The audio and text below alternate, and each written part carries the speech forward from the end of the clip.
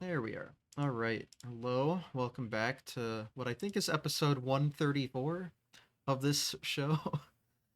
So the number continues to get larger, of course. So, and I never know how to do intros anymore. So, with that said, let's get on to the introduction. Go ahead. Oh, me, yeah, sorry. Yes. Yeah, hi. I'm Joshimuz. I've been speedrunning GTA games for like over a decade now. I like that Uh franchise if you couldn't tell. yeah. Funny that. Yeah, I've noticed all of the price down font you've got everywhere, Mm. yeah. Big fan of the price Uh down. yeah, everyone loves the price down. But yeah, I've mostly done speedruns of yeah, San Andreas is what I'm known for, but I've done lots of other GTAs and other stuff over the years. Yeah. Yeah, it's funny because I made my username well before speedrunning, but the games I ended up speedrunning confuses people because I've Yeah. never ran GTA in any capacity. Yeah, Although it does the interest me quite a bit. I don't know too much about it, ironically, but I mean, I love GTA, so I could not like it, right? yeah. Yeah, I think the first time I heard of your name and stuff, I was like, oh, there must be a GTA runner, and then yeah, it's all Not at all. Super Mario, right? Yeah, not at all. Yeah, totally different. Confuse everyone. It's great. Yeah. Shit's falling. Good sign. Oh. It's okay. All right. Well, I guess we can go ahead and start from the beginning here. So, how you got started? Yeah, it is a bit of a weird story. I used to be into StarCraft and StarCraft 2 back when I was in college, which Americans would call high school. Hmm. Um and yeah, I was watching like StarCraft 2 tournaments and stuff on YouTube. But that must have been around like 2011, 2012 sort of period. Um but then somehow I was watching Husky Starcraft was the YouTube channel who made like videos on like professional Starcraft games and stuff. He would cast them. And he started like branching off into like parody song things. And he made a song the song Justin Bieber's like Baby was new at the time. That must set the time period somewhere. And so he made a parody song called Banelings, which is a creature in StarCraft 2.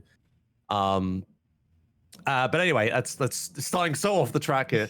At the end of the music video, it doesn't seem to be there anymore if you watch it. I've tried finding this, but in some version of the video, he thanked like all the production people and stuff for it.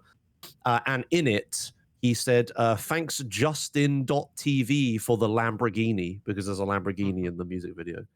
And I was just like, what the hell is Justin TV? Is it some Justin Bieber fan website or something? So I went on Justin TV, and yeah, it wasn't that. It was a thing called live streaming that I'd never heard of before. YouTube was still like pretty new at the time. I had adopted the lifestyle of like just watching YouTube videos and not watching TV, like a decade before anyone else was doing that mainstream. But yeah, I had never heard of like live streaming and stuff before. But then then I found that you could watch Korean StarCraft 2 on there. And I'm a very early bird person. I wake up super early. So in the UK, if I wake up early, I can catch all of the Korean StarCraft that happens in there like afternoons, evenings. So I would like wake up early and watch Korean StarCraft 2 on Justin TV. Um, but then one day, this is where the story gets into speedrunning now.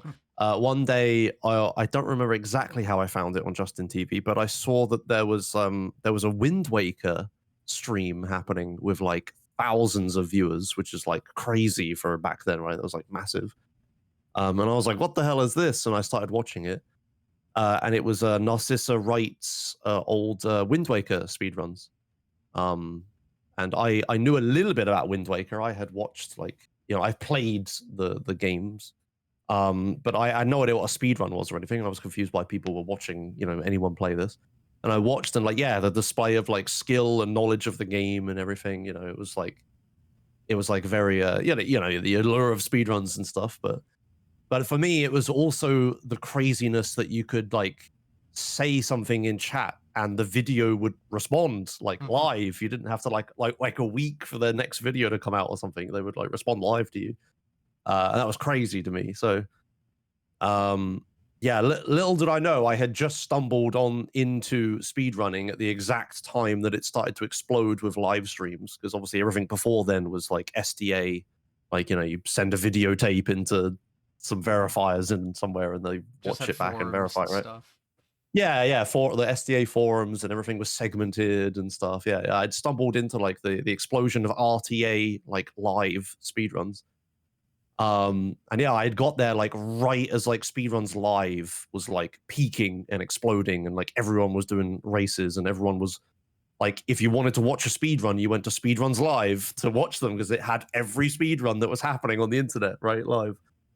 Um, so I was like, oh my god, this is really cool. So I watched them for a while, and I asked in their chat, like, oh, hey, how do you get into speedrunning or whatever? Like, how did you start this or whatever? Like, such a generic question or something. And I remember the response was just like, hey, you just speedrun your favorite game. That was all, it was like the simple response or whatever. Um, so I was just like, huh, I don't really have a favorite game. Like, I was like someone who like jumped around games a lot. Um, so I made a list of games that I would like to speedrun that I liked playing around the time. And I had just one of the games I had just replayed Grand Theft Auto San Andreas that I on my Xbox. I never actually played it properly as a kid, as you don't. You just run Mhm. around and kill people and mess with cheats. But yeah, I had recently just done a playthrough of it for the first time ever, actually, because I was like interested in what the actual story was.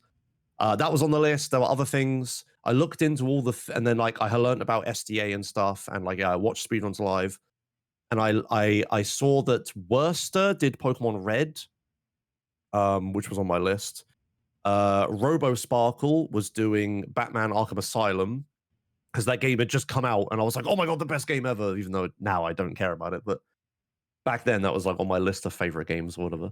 And yeah, I looked down the list of like stuff like that, and everything had like runs and stuff already, except San Andreas. There was no one doing San Andreas. The only thing was like there were two SDA runs from like years prior that were like segmented. Um, so I was like, oh, okay, I'll just do San Andreas then. I just like just waltzed into the SDA forums, into the GTA San Andreas page, Fred, and I was just like, hey, yeah, I'm just going to start doing RTA runs of these because I like speed runs and I like races. And I think my big post that I wrote like a big original post on it, and it said like, oh, I'd love to start like a racing, like speedrun races scene for San Andreas because races were all the hotness back then. Um, and yeah, I was like, yeah, I'm just going to start doing runs and learning this and stuff. Um, so then I just did basically. I just sat down, learned how to live stream badly. I had live streamed a few things prior to that. I had done some StarCraft and some League of Legends, and uh, I think there was one other thing I can't remember now. Dungeon Defenders, that was it.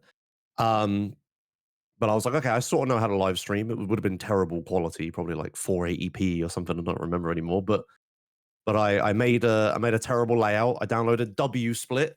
I bought a lifetime license to XSplit. That was it. And yeah, and I just started streaming, and my very first stream, obviously that you have like no one there.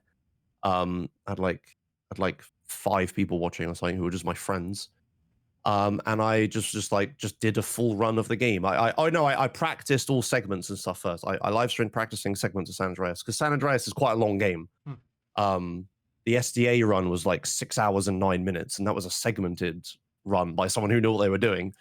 So me learning it, I had to learn each segment. I did like Los Santos and Badlands and all that stuff, like each city. And then once I had done all of that, yeah, I just jammed a full run one day, and I think it was about 8 hours. It took me the very first run. Might have been 10. I don't quite remember. Something like that. But I started the stream with 5 viewers, and by the end of it, after the super long stream, as we know now, like people love long streams and stuff. But I had 50 viewers by the end, and Wow. that was like, yeah, that was insane. I was like, oh my god, 50! Like I was like, imagine 50 people in a room stood behind you watching video. I was so nervous because like live streaming stuff was so new. It was crazy. I was like, imagine 50 people in a room. That's like a whole lecture theater or something of people watching you. Um, yeah, and I did all that in my student accommodation with my friends I was at uni with, and we were all had all our computers in the one same room. So I was like whispering, trying not to annoy them. My camera was like down here, so I wouldn't show everyone else in the room. So it was like this weird hand cam thing and stuff. But yeah, I was crazy at 50 views.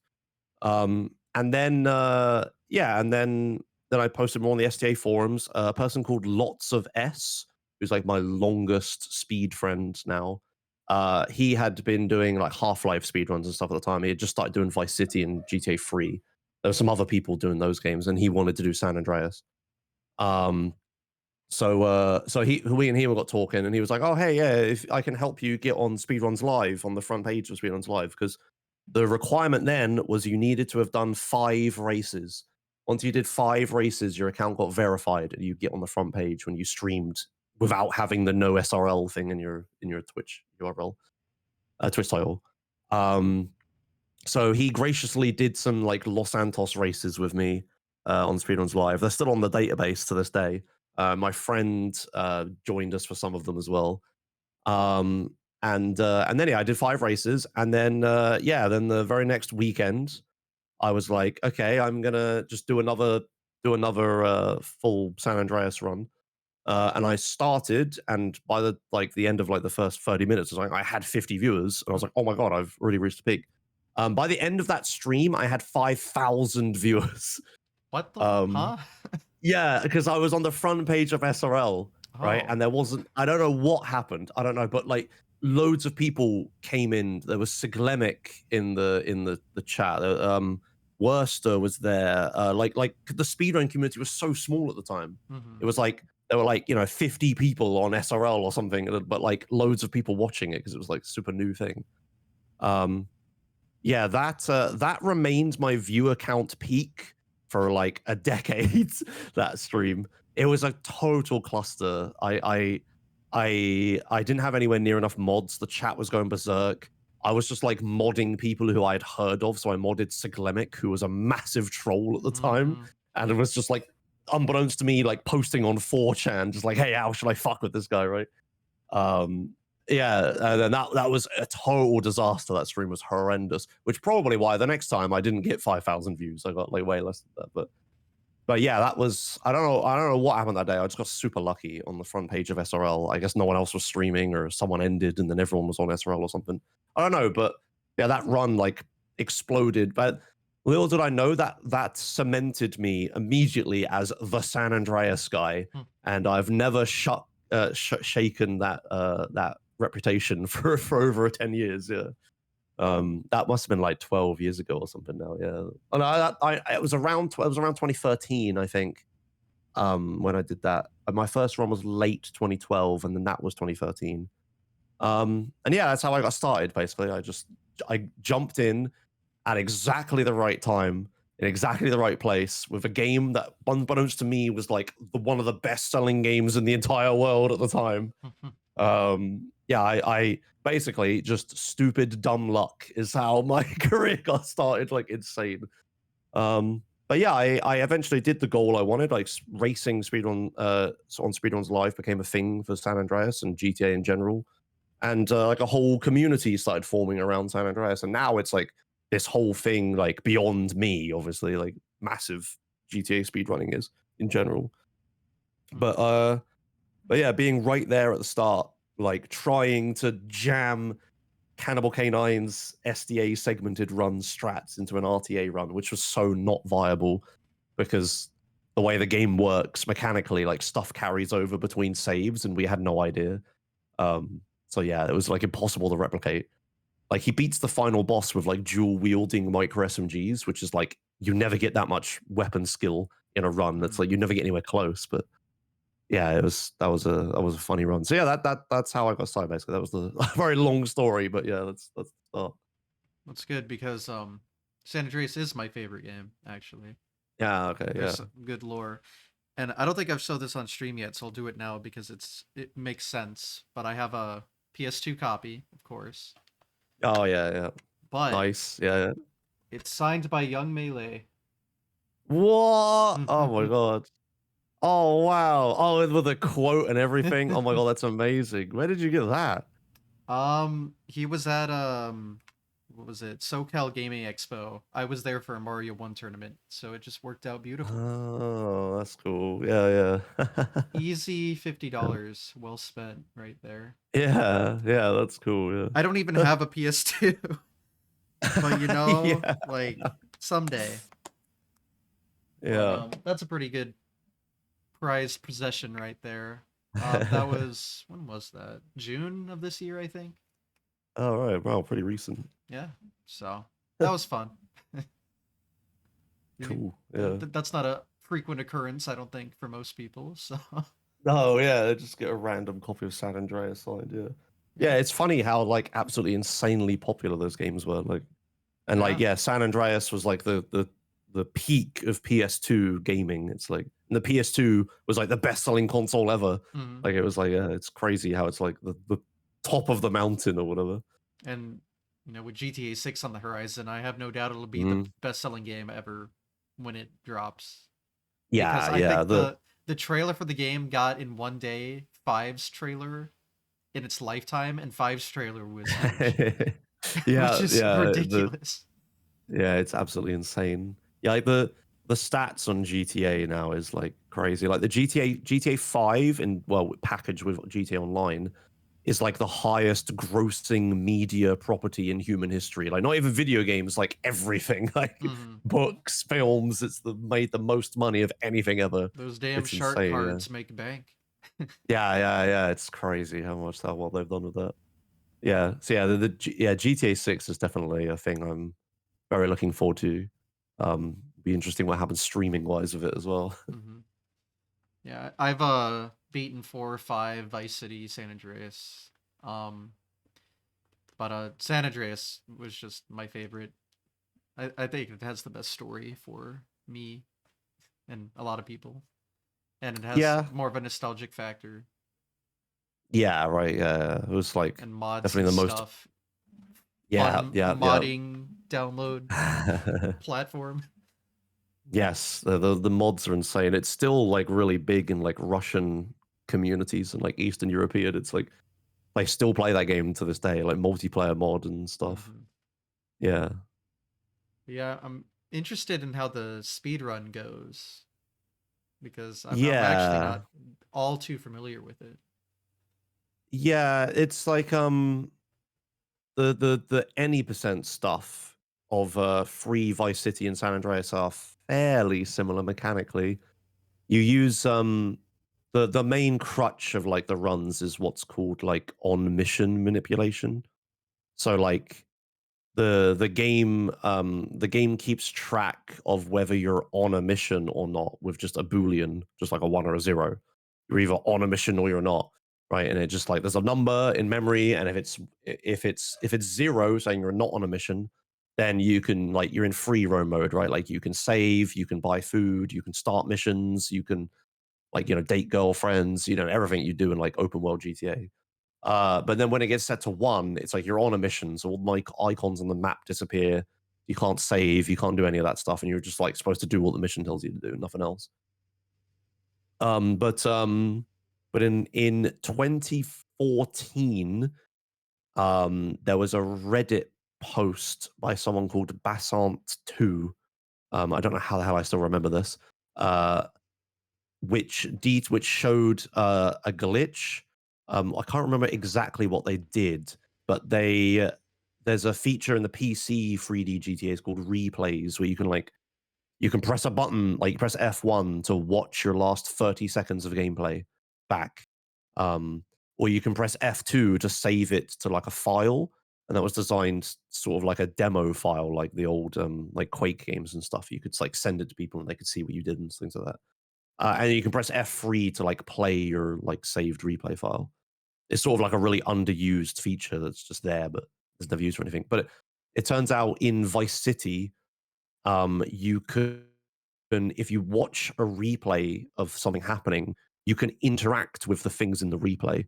So if you like, say you like in a replay, you stand on top of a clothes marker that like changes Tommy's outfit to something else. If you do that in a replay, you will pick up the thing in the actual gameplay as well. Hmm. Um, yeah, they found out that they like messing with replays and they found that out somehow. They posted it to Reddit. And it seemed really innocuous. Like, okay, we can just pick stuff up. Like maybe we can like, do a thing where you record yourself in one place and then you use it later or something. It might be a little bit useful. It turns out it like actually, sparked a renaissance of like GTA speedrunning. And to this day, it's still based on it. Not necessarily with replays, but what they found with it is that you could interact with anything. You could buy safe houses. You can save, I think. You can like, I don't think you can start missions, but you can do a lot of stuff with it. Um, no, I think you can start missions with it, right? Yeah. And yeah, so what that led to was a bunch of crazy stuff in Vice City and Free. Unfortunately, that doesn't work in San Andreas. They made the replays like work properly, so you can't pick up stuff during them. But what they found in Free and Vice City is that you could mix like two different missions together, um, and start them at the same time. So going back to the on mission thing I described, where it's like a Boolean, you're either on a mission or you're not. Because it's a Boolean, it can only be a 0 or a 1. It can't go to like 2, right? So if you start two things that count as missions at the same time, like a phone call, because they count as missions for some reason, and starting a mission, if you do them both at the same time, or a replay or something like that, sorry, a rampage. If you start a rampage, counts as a mission. Anything that disables you doing other stuff. If you watch a replay of yourself picking up a rampage at the same time that you walk into a mission marker, you will start the rampage while you're on the mission. So what happens when you walk into a mission marker is that on mission is 0. You walk into the marker and then it gets set to 1 and then prevents you from starting other missions or the same mission again and stuff. But yeah, if you pick up two at exactly the same time, not even necessarily frame perfect with replays, it you start two missions at once. So the first mission sets on mission from 0 to 1. The second mission sets it from 1 to 1, Hmm. and now information has been lost, right? Because we haven't gone to 2.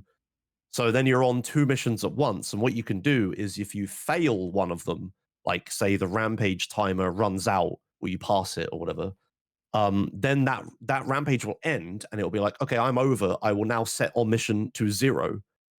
So then the rampage ends, sets on mission to 0, but you're still doing that first mission, right? So it's like you've now tricked the game into thinking you're not on a mission when you are, essentially. Um, and that has a lot of ramifications because there's a good reason they set that variable, because you could do a lot of broken stuff with that. The main thing you can do is starting the same mission twice, um, which it's not super useful in Free and Vice City, but there are some instances where if you start a mission twice, the same mission twice, and then you do the whole mission, right? You're basically doing two missions at once, which is really fast. And then at the end of it, you get the rewards for the mission. Like you gain like respect or something. You might unlock some areas of the map or something. You might get some money. The most important thing though is you progress to the next mission. So if you progress to the next mission twice, you've skipped a mission. You've skipped like an entire mission, right? Hmm. Because it's like it says like, oh, you've done like one print work mission, but if you complete two print work missions, it adds one to that number twice. So you never do the second print works mission. You just go straight to the third one or whatever. Um, so yeah, so then like we call that duping, short for duplicating. So yeah, the whole GTA scene starting messing around with like on mission manipulation, and there are lots of technical things you can do where sometimes you can combine two different missions and like a weird thing happens. Um, but that was found in Free and Vice City because they have this. They're basically the same game engine. Um, Vice City is basically an expansion pack to Free. They sold it as a full game. Um, but yeah, San Andreas worked differently. So for many years, we didn't find that. We knew it was possible because we could hack the game and do the same thing, and it worked the same way. But we couldn't. We didn't have a way to do it because replays didn't work. Many years later, a runner called Tyrionet, who is still around today. He does tech for ESA Marathon, and he still keeps in touch with GTA people. Tyrionet was doing like a casual 100% playthrough of the game, and he went to Quarry, which is like an area in the map where you do like side quests. There's like a big quarry you do stuff in, but he drove a car to Quarry. He parked right next to the marker because it's outside. So like in a way where if he gets out of the car, he'll immediately be in the marker. He parked there. He got out, and the frame that the mission started, a phone call rang. Hmm. And then it started the mission, but he also had a phone call. Yeah, And because you yeah, can't start phone calls in a vehicle. yes, exactly, exactly. It's like the phone calls have like either a 15-second, a 20-second, or a 1-minute timer before they start to ring Mhm. after a mission ended, or if you cancel them or something. But they will delay themselves when you're in a car, Mhm. yeah, or a So it's vehicle. like So like buffering it. yeah, essentially. So you would get a phone call to ring, get in the car. You'd have a phone call, like any phone call, whatever. Mhm. You'd get in a car, go to Quarry, park it there, and as you got out, yeah, the phone would ring exactly the same time Quarry started. And yeah, what happened was he started the mission. The phone call cancelled because you were suddenly on a mission, but then when the phone call cancels, it sets on mission back to 0 because it set Mm. it to 1 originally, and he instantly duplicated the mission like out of nowhere. And everyone was like, "Whoa, what the hell is this?" And then yeah, so Tyrionet found duping in San Andreas basically with phone call abuse. It turns out what's happening is Quarry is programmed badly. The start of it is programmed badly. It does a bunch of like mission initialize stuff and then sets on mission to 1 like way later. And then in that time frame, like phone calls can ring or you can do anything else. Um, but but what you could do with that, there's like another thing you can do where you can do what's called holding the phone call. You can like all of the inputs in San Andreas for some reason when you interact with stuff happen when you release the button, not when you press it. Hmm. But they like buffer while you're holding them. So if you have a phone call ringing and you hold like tab, which is the default button, I think, if you hold tab while the phone call's ringing, the phone call will just freeze. And then as soon as you let go of tab, you'll actually answer it. So what that lets you do basically is you get given a button that sets on mission to 0 when you let go of it. So you get out of the marker into Quarry, you hold tab to hold the phone call. Quarry starts, but you still have the phone call, so you're doing both at the same time. And then you just fail Quarry somehow, like blow up the vehicle you need or something like that. And then you have a on mission 0 phone call, as I call it. So you basically have a phone call that you can just use. Like it's on mission 0. You can start other missions, but you have a phone call. So you can like then you could walk into like a proper mission, like a main mission, walk into it, start the mission, let go of the phone call cancels, you start the mission again, and then you've duped the mission. Um, and yeah, and it was only with Quarry originally, then people found it with Blood Bowl. It was a very similar thing. And then yeah, that was literally like yeah, a decade ago. And like it's just advanced and advanced from there now. And now it's like now we're at the point where like the game is like you get on a police you store a bunch of police bikes in your garage at the very start of the game. And then you get on a police bike, you drive to a mission marker, you get off the police bike and you frame perfectly cancel vigilante, the last possible frame you could start it before you're fully off the police bike. And then a 1 in 3 chance a phone call will ring at exactly the same time vigilante cancels, and then you have like a on mission 0 phone call that way. Um, and you just do that everywhere basically. People started running the game with a frame limiter because if you like limit to 2 FPS, frame perfect tricks at 2 FPS are a lot easier.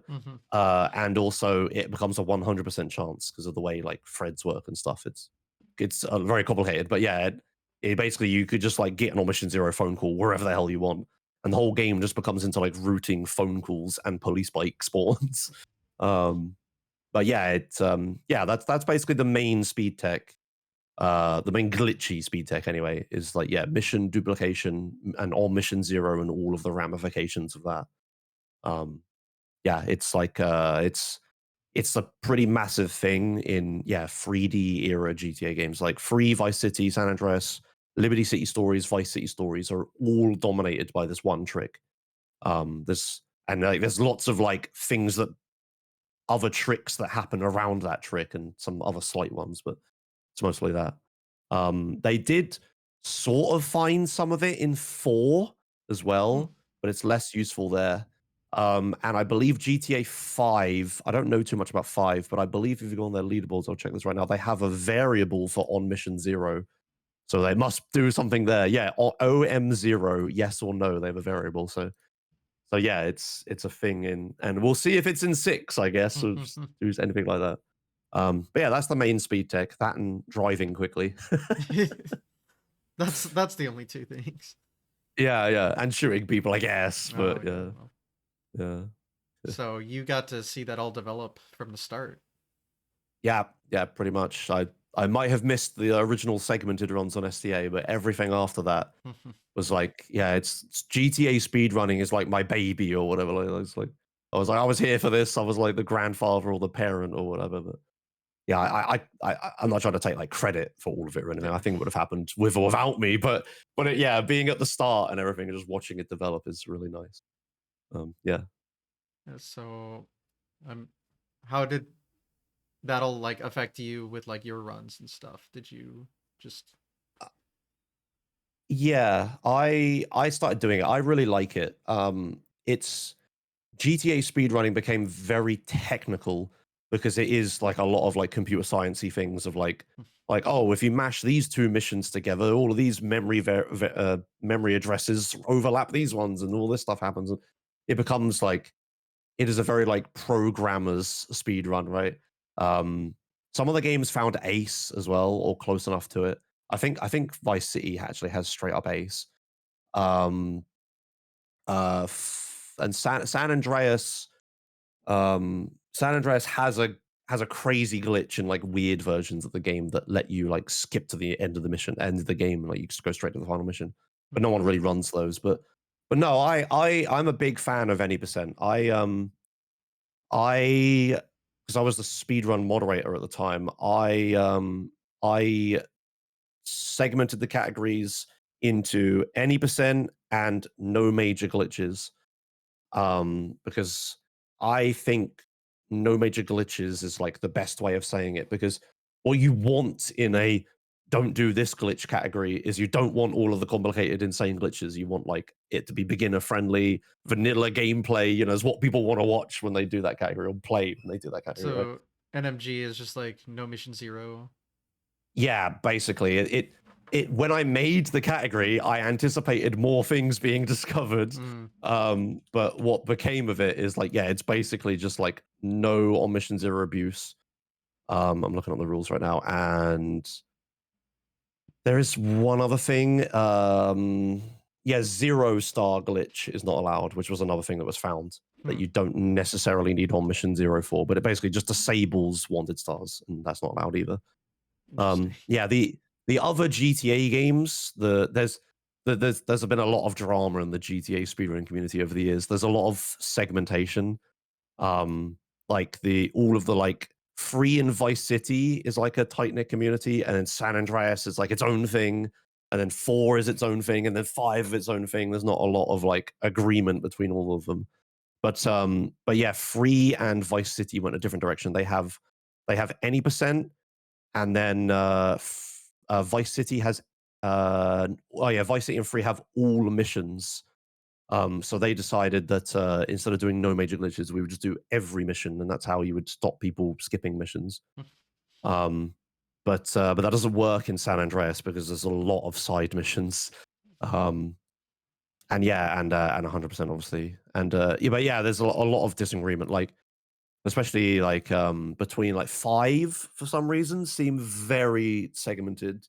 It is kind of like the difference between like the boomers and the zoomers, right? Like well, the zoomers are running GTA 5 because that was what they played as a kid and stuff, and then yeah, all the oldies are playing the older GTAs. um But yeah, but yeah. Anyway, I love any percent. For me, no major glitches is like a solved category. It's Mm, very rare that something new comes out for no major glitches, and in my mind, like new glitches and new routes and stuff like that is like adding new content to an old game, right? It's like an update for the game or something come out, and I like that a lot. But yeah, no major glitches are still good and necessary for new runners and all that, but I rarely run no major glitches at this point. Yeah, I'm a big any percent boy. mhm. So were you doing that primarily over the next few years? Yeah, I as soon as duping and stuff like that, I pretty much always ran like any percent. Yeah, I did dabble in no major glitches back when it was like a newish thing, and to me it was like the old run. But what tends to happen in a strange way, I don't know if it's like because we will it into existence this way, or just because it works out that those are the longer ones. But what happens is you generally skip all of the bad missions for speedruns. Yeah. um, like all of the like long missions where you're just like following a train across the entire map and then assassinating someone at the end, right? Like we skip that and like gang territories where you're just like you have to take over like half of Los Santos gang territories in order to start the next mission. Like we skip that and stuff like that, right? It I don't know how much it is. Yeah, like people don't want to do those missions, so they look for skips for them. Versus like, oh, it's actually faster. Like maybe the fun missions we'd also skip. I don't know, but yeah, in my opinion, any percent is just like better no major glitches. Like I get very sick of like at the end of like a 6 hour long speed run or 5 hour long or whatever. At the end of a 5 hour long speed run, it's like now it's time to do gang territories for 20 minutes. You know, I'm so over it at this point. Yeah, any percent just is a really good category sometimes. At the moment, it's been a bit of a bad place because of there's a big category split right now between people, and yeah, the 1 in 3 chance to get the Omission Zero phone call every 20 seconds because that's how long the phone call takes to recharge. It's quite bad, Mm, but it's just a lot of grinding. Um, yeah, yeah, I just ran. I have just run it for like the past decade or whatever. Like I became. I never intended to, but I eventually became like a full time streamer, YouTuber, or whatever. And yeah, because of my association with San Andreas, it's like people people just want to watch me do San Andreas, man. They don't want to watch much else. And I've tried over the years to diversify, and I do a lot of other things nowadays. I have done a decent enough job of it. Can't complain too much, but there were a few years there where I was very sick of San Andreas, but didn't have much choice. Um, but yeah, I have just like run it for the whole time. hmm So there anything else over the years? Like in terms of timeline, I don't know. We've kind of jumped around a bit. Yeah, sorry. So the timeline was so I started running SDA and Speedruns Live. Then I did a few ESA marathon runs. The ESA 2013 run was like an insanely popular run because again, people hadn't seen San Andreas speedrun before. And they were like, "Whoa, what is this?" Um, and that got a lot of people into speedrunning, especially like San Andreas. A lot of people cite that as their like that run that got them into the game, Hmm. into the hobby or whatever. And speedrun.com, back when Pac first made it and it was called Speedrun Records, GTA was like the third or fourth game series that was added to the site when it was in beta. Hmm. Because Pac was also into GTA speedrunning as well. He like watched me a lot. Um, and yeah, it was like I remember it was like GoldenEye, Donkey Kong, and GTA were like the first few games on speedrun records. Hmm. Um, and yeah, there was a really old forum thread that someone posted in there that was like, "Hey, what got you into speedrunning?" And yeah, because GTA people had just been added to the site, it was all people saying like ESA 13. And I was like, "Oh man, this is cool." Hmm. Um, so yeah, I did that. Yeah, then any percent Vice City. Sorry, then On Mission Zero and Vice City and Free was found. Um, yeah, for a few years, a few years there was a bit awkward in San Andreas speedruns where it was like we knew this massive thing existed, but we couldn't find how to do it. we all focused on replays way too hard, and it was just like, oh, replays don't work like that, so we can't do it, you know. But we you could use like people made a cheat engine thing where you could press a button, you press like F6, and you just went on mission zero whenever you wanted. So people like ran like theory craft runs of like, what if we could do this? And yeah, it was a very weird, awkward years. And there was a time that me and one other runner called Cyber Thunder, we both round the same period accidentally on mission zero to mission one time, Hmm. but we had no idea how. But it turns out the girlfriends in the game, they will ring you at a random hour and a random minute in game. They'll set like cue the phone call for like random hour, random minute, and then the phone will ring.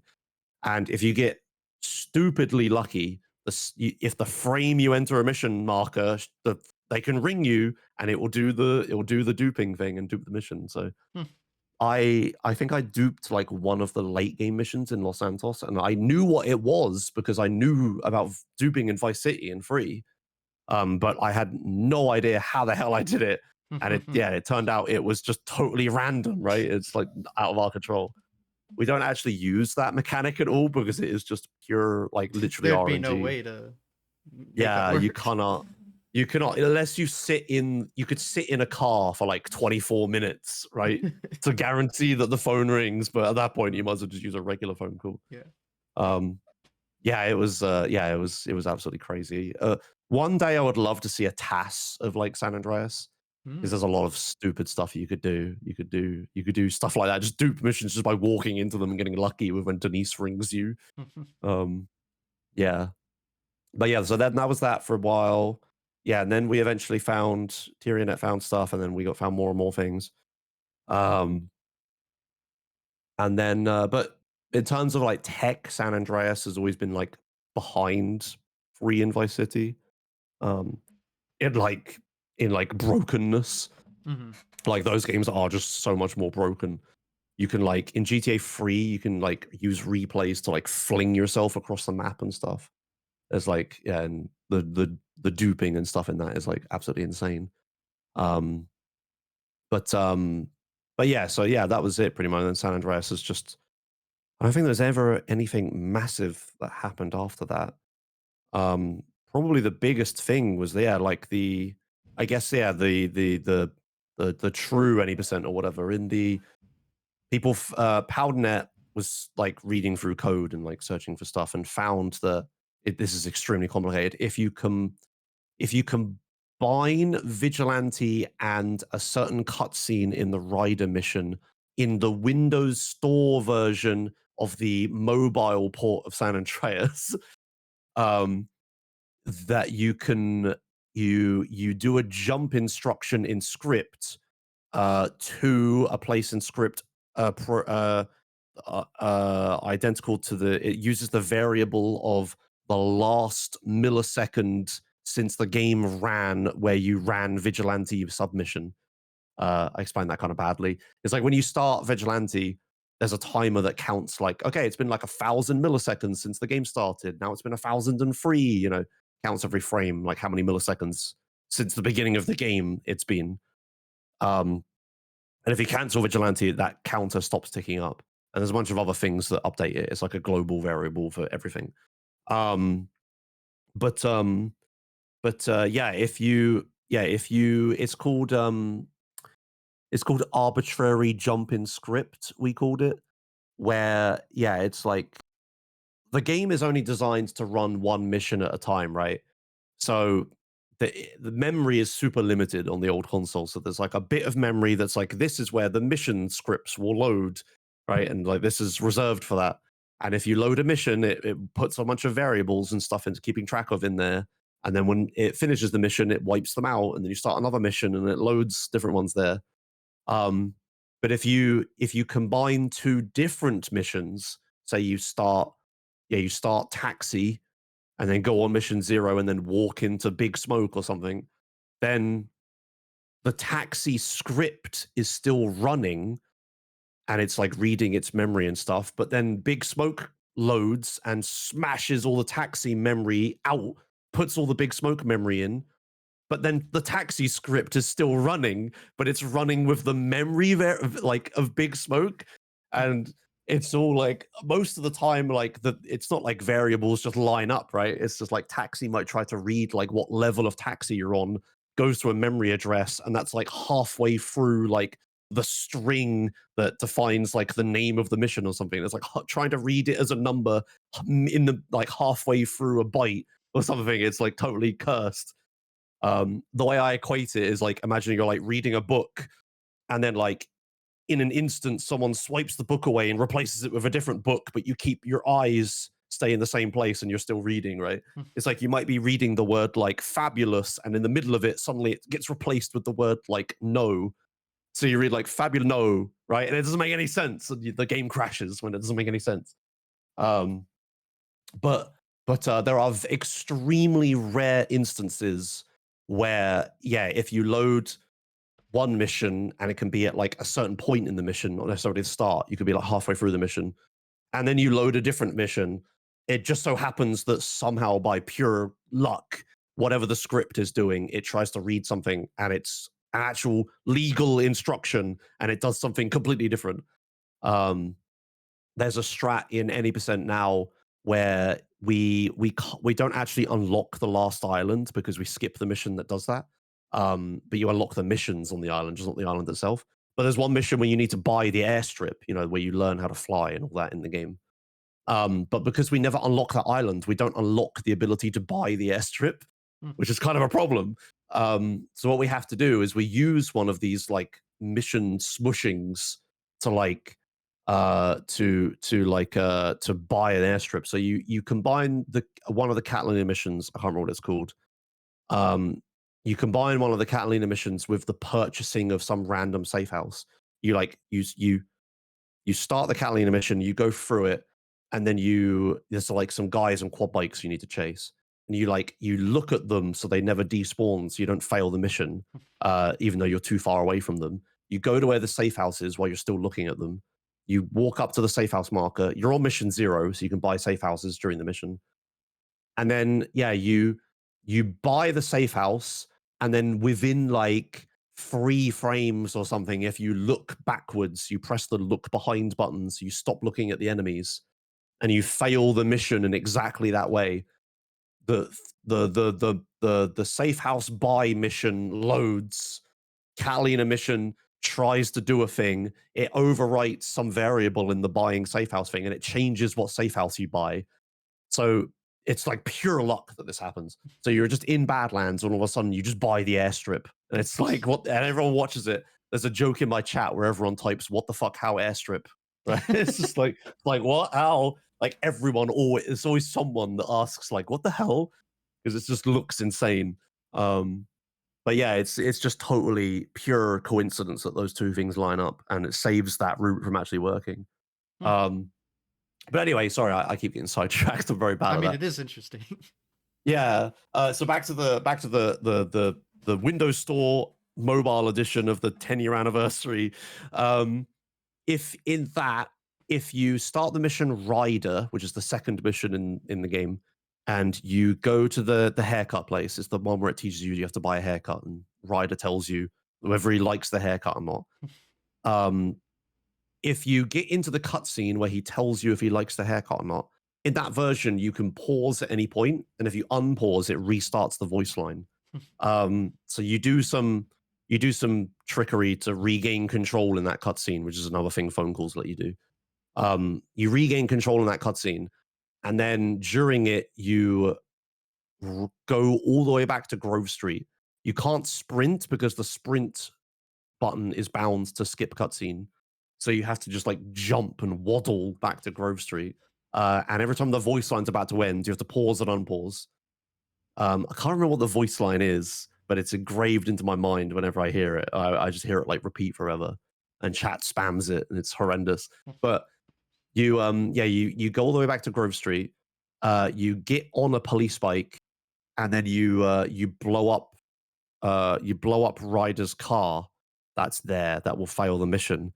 And if you fail the mission in that cutscene, I'm sorry, if you start Vigilante in that cutscene where Ryder's talking, Vigilante will overwrite the mission's memory, and yeah, it just so happens that the mission will try to, it goes to like a jump instruction, and it's like, okay, jump to this variable, and it goes to look for the variable, but the variable has been replaced by Vigilante. It's been replaced by time since, like, milliseconds since Vigilante last ran, like, or whatever, right?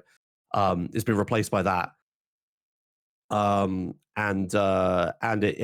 you use that variable as a jump instruction. So basically, that gives you user controlled jump instruction in script. And what do speedrunners want to do? We want to skip to the final mission, right? So you have to do is you start the game, you find a police bike, you start Vigilante, and you wait until like exactly 8:17.5 seconds into the game or something like that. Like 8 minutes, 17 seconds and a half. I can't quite remember. Something like that. It doesn't matter. You wait till exactly then, and then you cancel Vigilante. And in every possible millisecond, there are about 20 that will jump to the final mission of the game and not crash.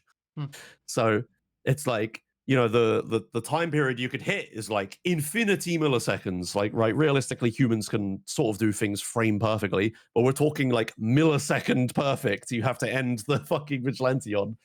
Um, it's like absolutely ridiculous precision that you need.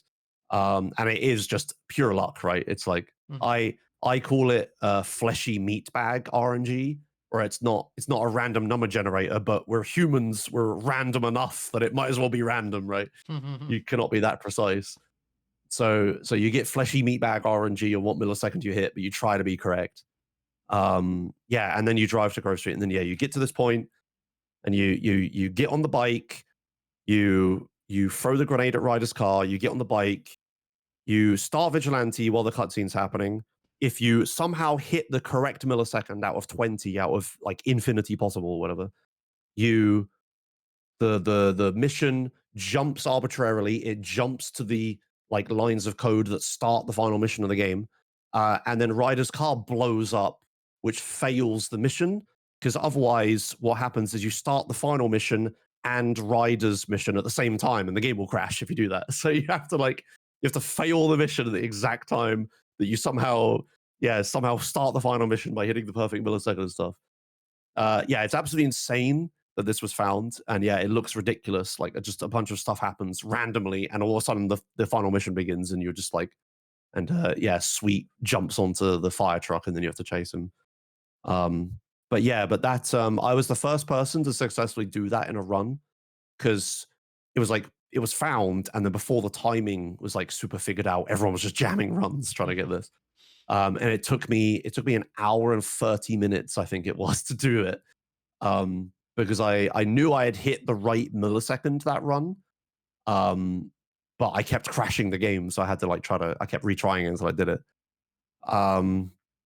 But yeah, I was the first person to do that, and that was like a massive skip. The run went from like 5 hours to 1.5, and then to after that, once people start doing it, probably to 15 minutes. That was absolutely insane. But because it's a different version of the game, it's on its own leaderboard. We have like a OG San Andreas leaderboard, and then all of the other terrible versions leaderboard that no one actually wants to play, like Definitive Edition and that 10-year anniversary thing. So yeah, it's on its own leaderboard. No one really runs it, of course.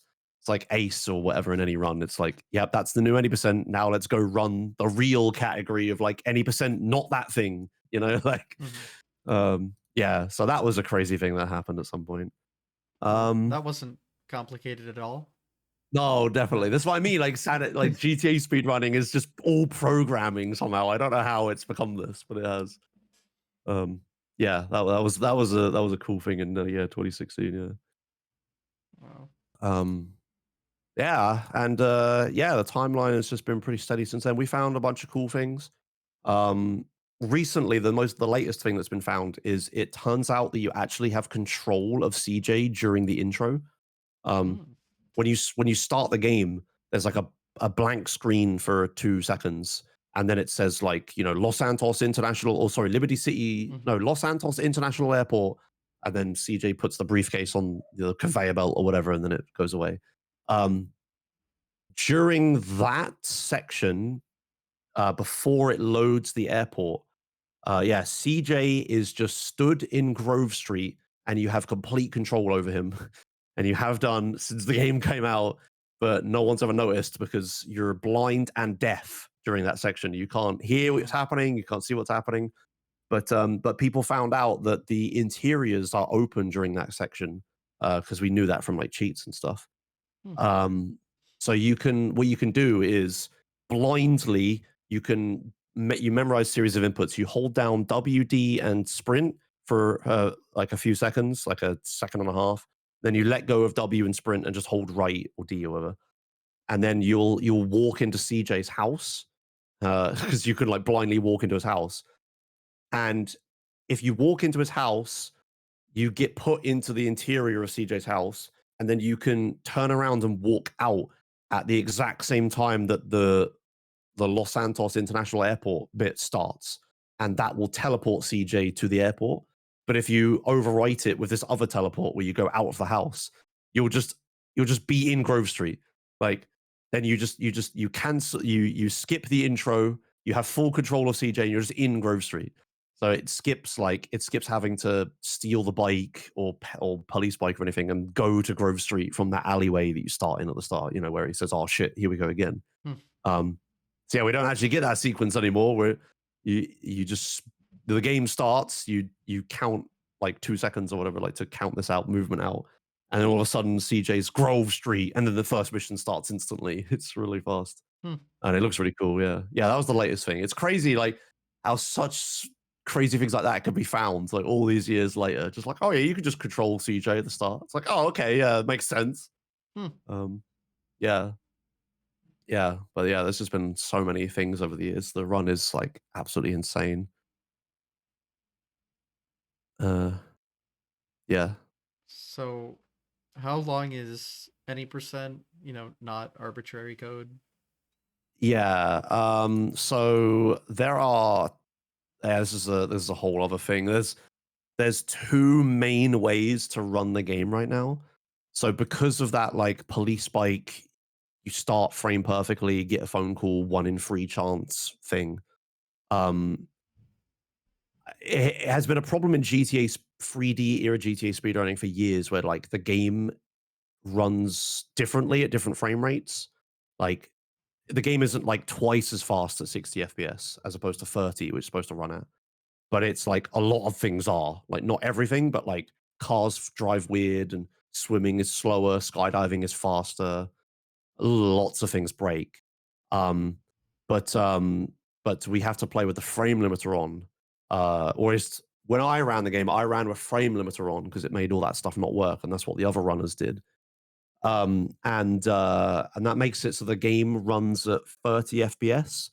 But Rockstar messed up and they accidentally gave everyone on PC the PAL version of the game, not the NTSC version. Hmm. So I'm sure you know about this as like retro runner. They're like NTSC is 30 or 60, and PAL is 50 or 25. Mm-hmm. Um, so the way Rockstar made their 30 FPS game run at 25 FPS is that every like 7 milliseconds, the game skips a frame. Hmm. Which doesn't sound too bad until you realize that that's horrendous frame pacing Mm-hmm. because it's like imagine like a pie cut into 30 slices and then you evenly take out 5 of those slices, right? Then it's like you've got frame, frame, frame, skip, frame, frame, frame, skip. So the game just feels laggy and awful to play, and everybody hates it, and everybody always turns the frame limiter off to get around it and stuff. Um, but but yeah, for some reason, every version of the game has this in. So it's been a long-standing issue in GTA San Andreas speedruns where people complain that you have to play with the frame limiter on. Like, PC gamers are like, oh, I want 60 FPS or nothing. Um, so that's been like a never-ending like drama battle in like the rules of speedrunning. But we've held firm at 30. Yeah, circle back until the vigilante police bike thing was found. Because yeah, like I said earlier, when you do it at 30 FPS or 25 or what you want to call it, when you do the glitch, you have to do a frame perfect trick with inconsistently timed frames And if you do it frame perfectly, it's a 1 in 3 chance that it even works because of the way scripts line up and stuff. But if you play the game at 2 FPS, then the frame perfect trick is really easy, and it's a 100% chance for the trick to work. So people just got sick of losing all of their runs to like multiple 1 in 3 chance tricks, frame perfect 1 in 3 chance tricks. So people just were like, screw it, I'm just going to use like an external frame limiter like River Tuner or whatever, and just have a bunch of hotkeys, and I'll play the game at 2 FPS in this bit, and 60 FPS at this bit, and 1,000 at this bit, and stuff. No. Yeah, and I stuck to the old ways. I don't want to do that. Because it's such a, to me, it's a race to the bottom where like eventually it's going to become so optimized where like this corner that you take in this car is fastest at 29 FPS, and then the very next corner is fastest at 57 FPS, and the whole game will become like memorizing hotkeys and changing frame rates like every 2 seconds. That is what I'm worried about. But also it just like it opens the game up to like so many other speedrun tricks and like different things, and that like I've been running the game, yeah, I keep saying it, for over a decade at this point, and I ain't learning that. There's no way. I'm not, because all of the physics is different. I am not learning a completely different game, and I think it's cheating. Like that, you can have like another GTA San Andreas speedrunner on this podcast, and they'll defend it for a bunch of totally valid and perfectly reasonable reasons. But in myself, for me, my belief is that it's cheating, and I don't want to do it. So we have this. So anyway, getting back to your original question of what the time is now, we have a category split now with any percent or everything in GTA San Andreas, where there's a variable that says third-party FPS caps without or with. And like me and like 3 other people stuck to running without, and everyone else runs with. So I'm obviously wrong here because everyone else does it. So I won't claim that I'm correct in this argument or whatever. But yeah, so now it's like now there's a big category split. So if I go to without third party caps, the world record is from 4 years ago. And my run that is 7th is like from 2 months ago, but everyone else like stopped running the game in 2021 this way and now runs the game in a different way. So world record for the category I run is 3.5 hours. But world record with third party FPS is 2 hours and 50 minutes. So that's like a 40-minute difference, nearly 50. Yeah, it's like it's a totally different game. Like the whole game works differently when you can change the FPS because it's just so dependent on FPS. So yeah, that's like a big problem for me personally right now because I want to do the old ways, but now it's like in the speedrunning Discord, people will post like, "Oh my god, new strat," and I'll open it, and there'll be an FPS counter in the corner, and then I'll close it because it's needs to be changed FPS, and I can't do that, and it won't work without it. And yeah, so the run that I do is evolving very slowly compared to the other run. But yeah, I ain't doing it. I'll just learn this way, and I'll just be different forever, I guess. But yeah, so yeah, that's the answer to the question is like, yeah, it's under 3 hours now. Sorry, sidetrack. Well, at least there Yeah. is a variable for it. Yeah, for sure. And like, yeah, I'm fine with people playing the game how they want. Like, who cares, right? Like, I'm not much of a like a world record grinder. I was never really that good at the game. I was just entertaining, I guess. I'm not that good at speedrunning. But so I've never really grinded for that stuff. So I'm very much of the opinion that like, screw the leaderboards. Like, if you want to run the game with mods or whatever, like, just stream it. Like, the speedrun police isn't going to shut down your stream or your YouTube video or whatever. It doesn't matter, right? Like, so yeah, if people can play the game that way. I do think if I wasn't still running the game without third party caps, I don't think this leaderboard would exist. Basically, because I'm such a loud voice in this community, being like the biggest runner and stuff. It's like it's like, yeah, I don't. I think this leaderboard would be archived if it wasn't for me. So, did you ever have a world record? Yeah. Sorry. When I yeah, it's I do have a funny history. It was like Hmm. I held world record back when I was the first person to run it. I suppose Um, that counts. yeah, right, kind of. But not really because then one other person did a run and then they beat me. Um, and then I did not hold any percent world record for a long time after that. We're talking like years. Like it was the scene exploded massively. And yeah, I'm just not that good. But I have had the odd world record. Like, yeah, I got the skip the game world record. I had that for a while with the 1.5 hour thing. Mm. And then I think I had it again when I lowered it to like 15 minutes or something. Um and I've had world record in like other categories. Like I had like all story missions on remastered world record at some point. Um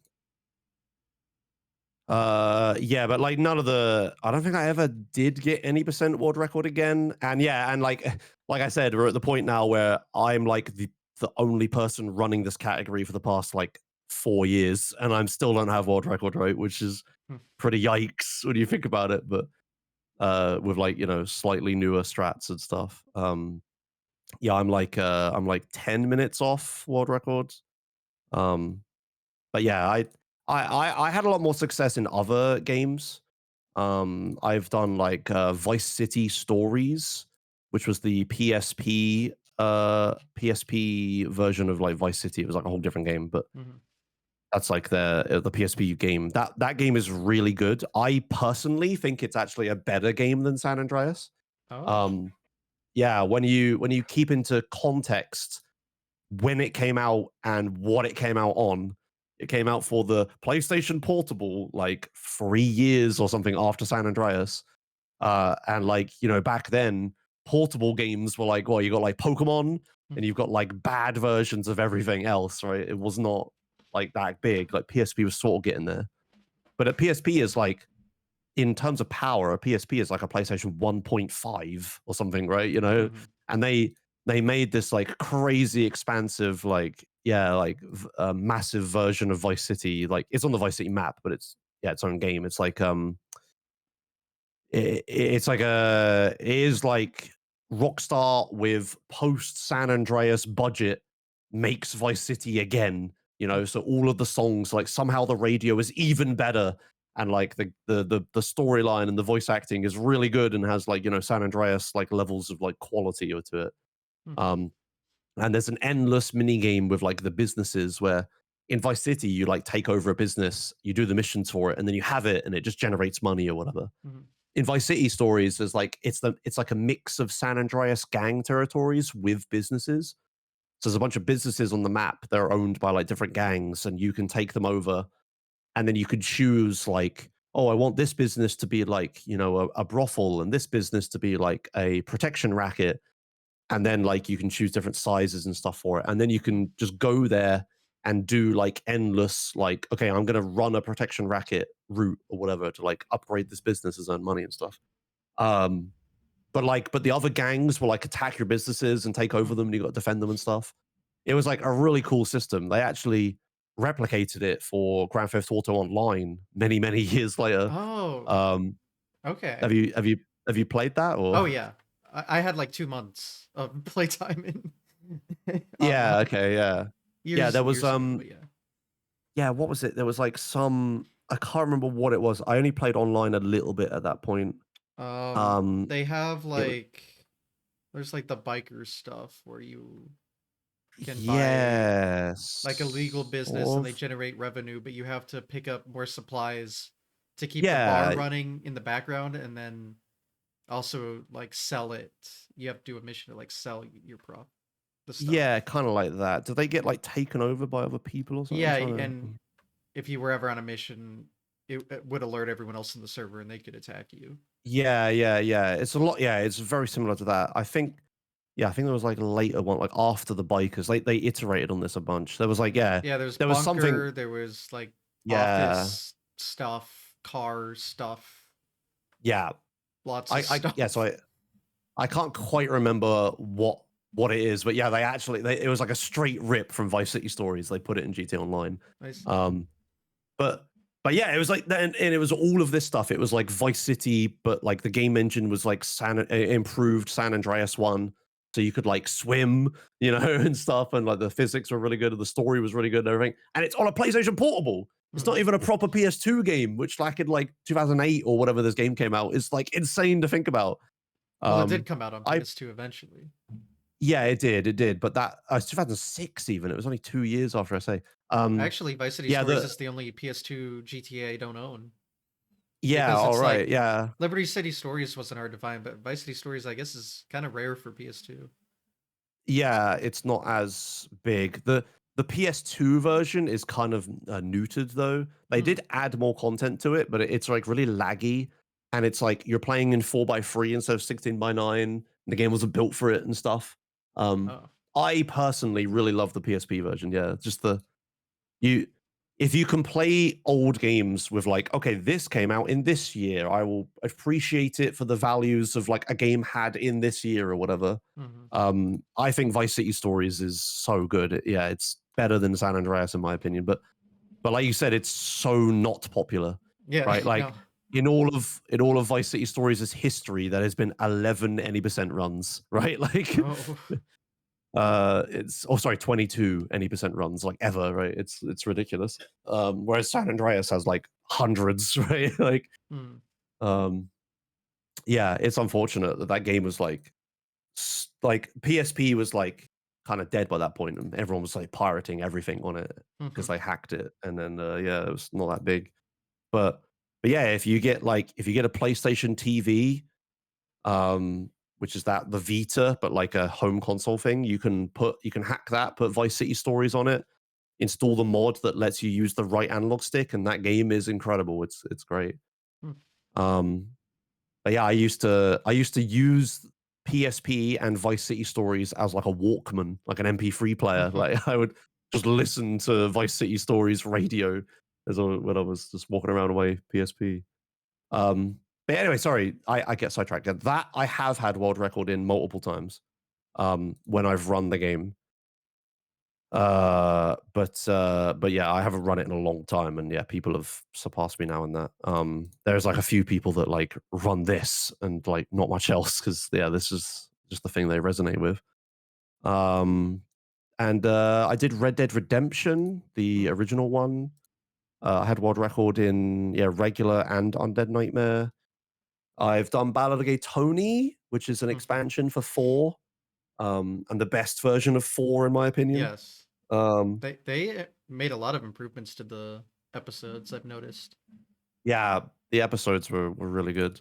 And yeah, Ballad of Gay Tony is just GTA 4, but fun. Like instead of like 7 hours of tutorial missions, it's just, hey, here's a buzzard with like, rockets and minigun and Yeah, that was stuff. the thing I It, would remember is the miniguns when they would make contact with solid objects, they would actually like explode instead of just pass through yeah, everything. yeah, that's right, yeah. Yeah, you just get like machine guns and create like, sticky bombs and stuff. That game just throws crazy cars, crazy vehicles, crazy weapons at you and just says, do a mission with these. Um, yeah, and it's like way shorter as well. That game was like super cool. I had 100% world record in that for a while. One of the few GTA's I've actually done 100% of. Hmm. Um, but yeah, I like rooted that and did it myself, which was a lot of fun. I don't think what else I've done. Yeah, I've done a bunch of things. Like I said, I've been speedrunning for so long now. I've just kind of done everything.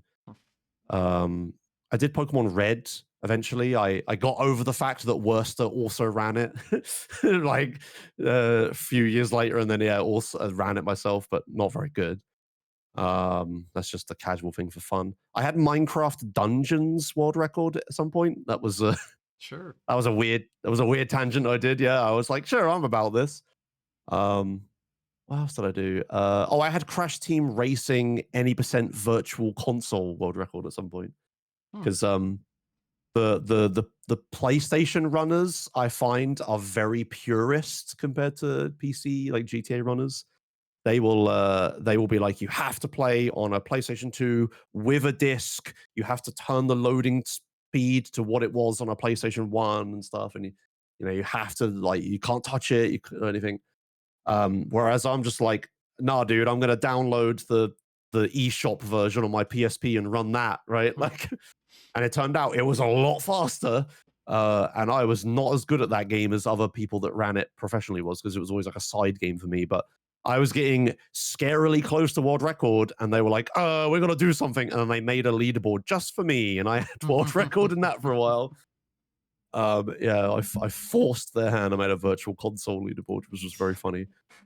Um, Looking at it now, the disc version is faster than virtual console, but that's just because no one runs virtual console. Mhm. Silly PlayStation, like the Sprash community, so purist about it. Um, yeah, what else did I do? I've done like so many tangents. Mario Kart 8 Deluxe. Mm. Oh, Hearthstone. I did Hearthstone speedruns for a while. You see what I mean? Like, I'm so random. I Mhm. play so many things. I just love video games in general. And yeah, before speedrunning and streaming for a living, I just played a little bit of everything. So then locking me into just playing San Andreas, like, was when I like the first like 5 years of it was so rough. I was so sick of it. I've learned to deal with burnout and stuff nowadays. But yeah, I'm just not the type of person that will just play one thing forever. I'm jack of all trades rather than a master of one or whatever, right? Mhm. Um, what else is there? Blur, that was a good speedrunning game. Octodad Dadliest Catch. You ever play that? No, I but think I've seen it. yeah, okay. I had co-op world records at some point for that. Yeah, yeah. So I've run a lot of things. I forgot what the original question was now. Sorry, I'm just Uh, waffling on. it was about like record history, so there you go. Oh yeah, okay. You Yeah, that makes succeeded. sense. Yeah, yeah. There we go. I did it. Mhm. Yeah.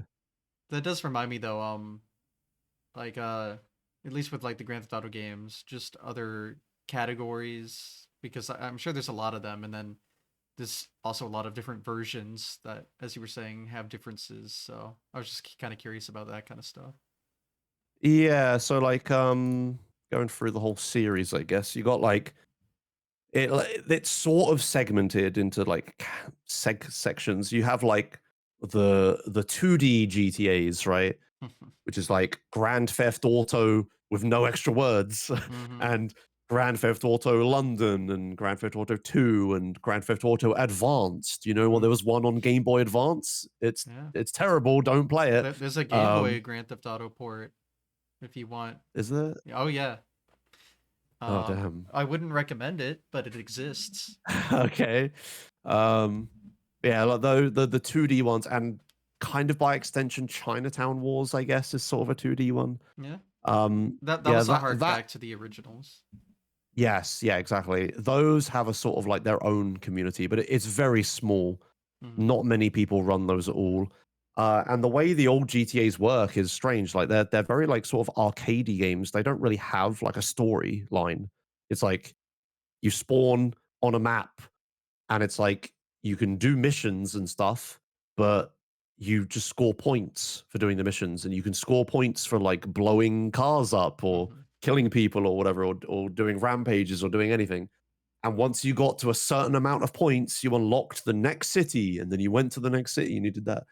It doesn't really work in a speedrun structure, because sure, you can do like, you know, unlock all the cities or whatever and like do an any percent, but you just do this glitch where you like blow up a car next to a bunch of other cars, and they infinitely blow up as they fall off a cliff or something, and your points just like shoot to 1 million.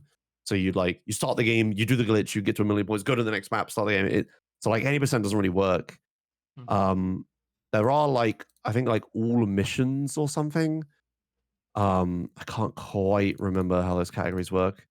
Um, yeah, there's like full game. Oh yeah, they broke them down into like levels as well. Yeah.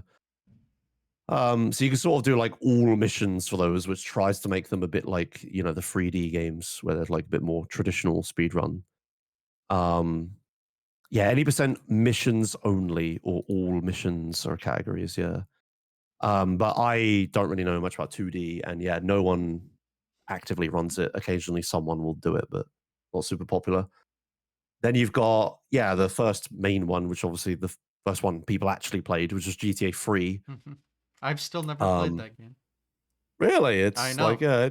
It's the it only, is a it's really the only one that's like 3D other than stories because that's just harder to come by, but yeah. yeah, it's it's a piece of its time for sure. The animations are really rough. The storyline is really rough. The player movement. It's like if you go from San Andreas to Vice City, you're like, wow, this is way clunkier. If you go to free, it gets a little bit clunkier even. But yeah, those speed runs are really cool. People have done like insane things in it. Like you've got any percent, which is like like an hour, which is insane. Then you've got all missions, which again is like their glitchless category, except not really. You still do crap tons of glitches in that. You just don't skip the missions. So it's a lot of like doing glitches called like insta passes, where you'll just instantly pass a mission instead. And then you've got 100% where you just do everything as quick as possible. But there is some like source requirement thing like Zelda speedruns. But then you have you've got the side categories of like all hidden packages. So in like Vice City, there's like you have like the hidden packages, right? There's like the drug packets you pick up, and then it goes, you have 1 out of 100 or whatever. You can just run those, like start the game to collect all those as quick as possible. Um, then you've got a personal favorite of mine, which is like all unique stunts. So the stunt jumps, Yeah. there's like there's some ramps where you go over them and it will go into slow motion, and then you'll land and it will say like stunt jump complete or whatever, 1 out of 50 or something. Or Um, failed most of the time. yeah. Those runs are super fun because it is literally like you start the game, you steal a vehicle, a fast vehicle, hopefully, and you drive around the entire map as quick as possible, just doing sick stunts, right? Those are fun. And you also in San Andreas, you don't unlock the whole map at the start, and if you go to an island you haven't unlocked yet, you get 4 stars. So the all stunt jumps for San Andreas is a little bit peaceful at the start, and then you have police chasing you the entire run. So you're just like on a bike. You're just like, I'm just here to do 6 stunts, dude. It's like the police are like trying to kill you. It's so good. It's like an hour long, but it's like so much fun. It's like one of my favorite side categories. Anyway, and then you got all rampages, which in Free and Vice City you have rampages where you just you get given a weapon and you get told like kill 20 of these specific people with this specific weapon this way in 30 seconds or whatever. So you can drive around the whole map, do those. And Vice City is the same pretty much. Again, Vice City is just basically an expansion pack for free. It's the same engine almost and everything, but it's way more popular a speedrun. So you have any percent, which is 7 minutes because Vice City has Ace in it, or it's called Script Stack Underflow. It's like sort of Ace. It's Ace in like context of like you can do anything the game can do, but there are ways to break that out into like loading an arbitrary file and then you do anything. You got any percent, which is like 7 minutes, but no one really runs it. Any percent no SSU, which is their like any percent don't do that thing category. Like the real one. That is about 50 minutes. And crap tons of people run that. 478 runs of any percent no SSU. Yeah, it's super popular. I've done the runs of it. It is very fun, very technical. Sub 1 was like a rite of passage or whatever in that category. You got all missions, 100%. Hidden packages, stunt jumps, rampages. You got all robberies in Vice City as well because you can rob stores in that game. There's no like, I don't think there's any counter for it. Maybe there is in the stats, but you can complete all those. Then San Andreas, you got any percent. Then this is where we get our first like deviation. Well, okay, you got you got the 3D games, and then San Andreas is sort of its own thing. Whereas like 80%, then no major glitches. We don't have like any percent, not that one thing. I called it no major glitches to be future proof. Way better. Then we have all story missions. because there are some missions that you don't do in a regular, like, no major glitches playthrough, like the 0 missions, which are optional, people don't realize. You don't have to fly Oh. the RC Baron and stuff. Yeah, Oh wait, yeah, they're because optional. those are property missions. Yeah, yeah. Yes, exactly. You don't have, but so many people got stuck on those missions as a kid, but it turns out you could just walk away and it's fine. Oh, I got You stuck on it too, but I wanted to complete all the missions, Yeah, so it's like, yeah, sure. but yeah, no, I Um, remember.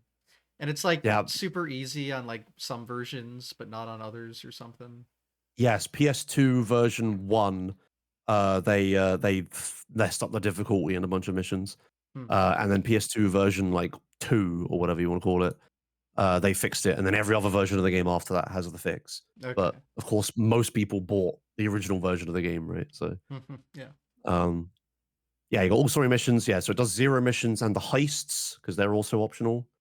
Hmm. Um, then you got 100%, which, yeah, a bunch of insane people run 100% because 100% is like the world record with third party caps is 11 hours for 100%. Christ. Yeah, people always ask me when I'm going to do 100% because I've never done a run of it. But that's world record, right? Like if you're never done a run of it before, like I haven't, you're going to be closer to like 14 hours, right? And Hmm. I ain't staying awake for 14 hours. Um, that is a funny bit of history. Sorry, in the middle of this, I did a 100% Vice City race with a bunch of people back in 2013 before I knew it was good at the games or whatever. And it took me like 24 and a half hours. Oh. And I, like I said, I'm an early bird person. I'm not late night, stay up all night, energy drink person. I'm not that person. So that was the one and only time I've ever stayed up all night, and it was horrible. I had to take like multiple I need to go to the bathroom and throw up breaks. It Oh. was yeah, Okay. my body just does not work that way. I have to sleep. I don't sleep a lot, hence the bags and stuff under my eyes. I go to bed at like 10 p.m. and wake up at like 5, and that's just how I operate. But I can't not sleep, or I really that was when I was a teenager as well. Like I'm much older now. There's no way I can do that. So yeah, anyway, I did a Vice City 100% for over 24 hours, and it nearly killed me. And I did that, and I swore to never do a 24-hour stream ever again, and I never have because it was Fair enough. awful. Yeah. Yeah, that's just not a thing I can do. Um, yeah. So anyway, San Andreas. Yeah. So 100% for insane people. I'm not one of them. Then yeah, there's lots of things in San Andreas. You got all tags because there's spray tags in Los Santos. You've got all so that category is just driving around LS spraying things as quick as possible. It's pretty chill.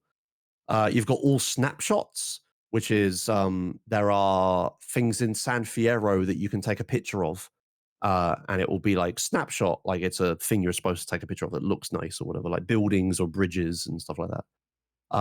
There's like 50 of them or something like that. And you can take pictures and get all of them. Um, wait, what? With third party caps is 7 minutes? Hmm. What? I need to watch that. That's interesting. Maybe with frame rate caps, you can wait, what? Yeah, 7 minutes for the record. Wow. Okay. My PB's 9. Okay, this category is a lot faster than I thought. But yeah, you go to San Fierro, take all these pictures as quick as possible, while the police are chasing you because you haven't unlocked the island, so you have 4 stars. So you're just like, it's one of those funny, like the police are chasing you for being a tourist thing. Wow, my PB in that is from 2016. Christ. Okay, I should run that again sometime. Then you've got all horseshoes, which is just a collectible in Los Venturas. There's just horseshoes you just pick up, and there's like 50 of those or whatever. But again, you have to do it with the police chasing you, and that takes about 20 minutes. Got all oysters, which is the worst category because it's just you driving a boat around and swimming underwater to pick up an oyster and coming back up, but it's so dull. Uh, there are very few runs of this because it's so whatever. Then you got all collectibles, which is like all the ones I just said, but in one go.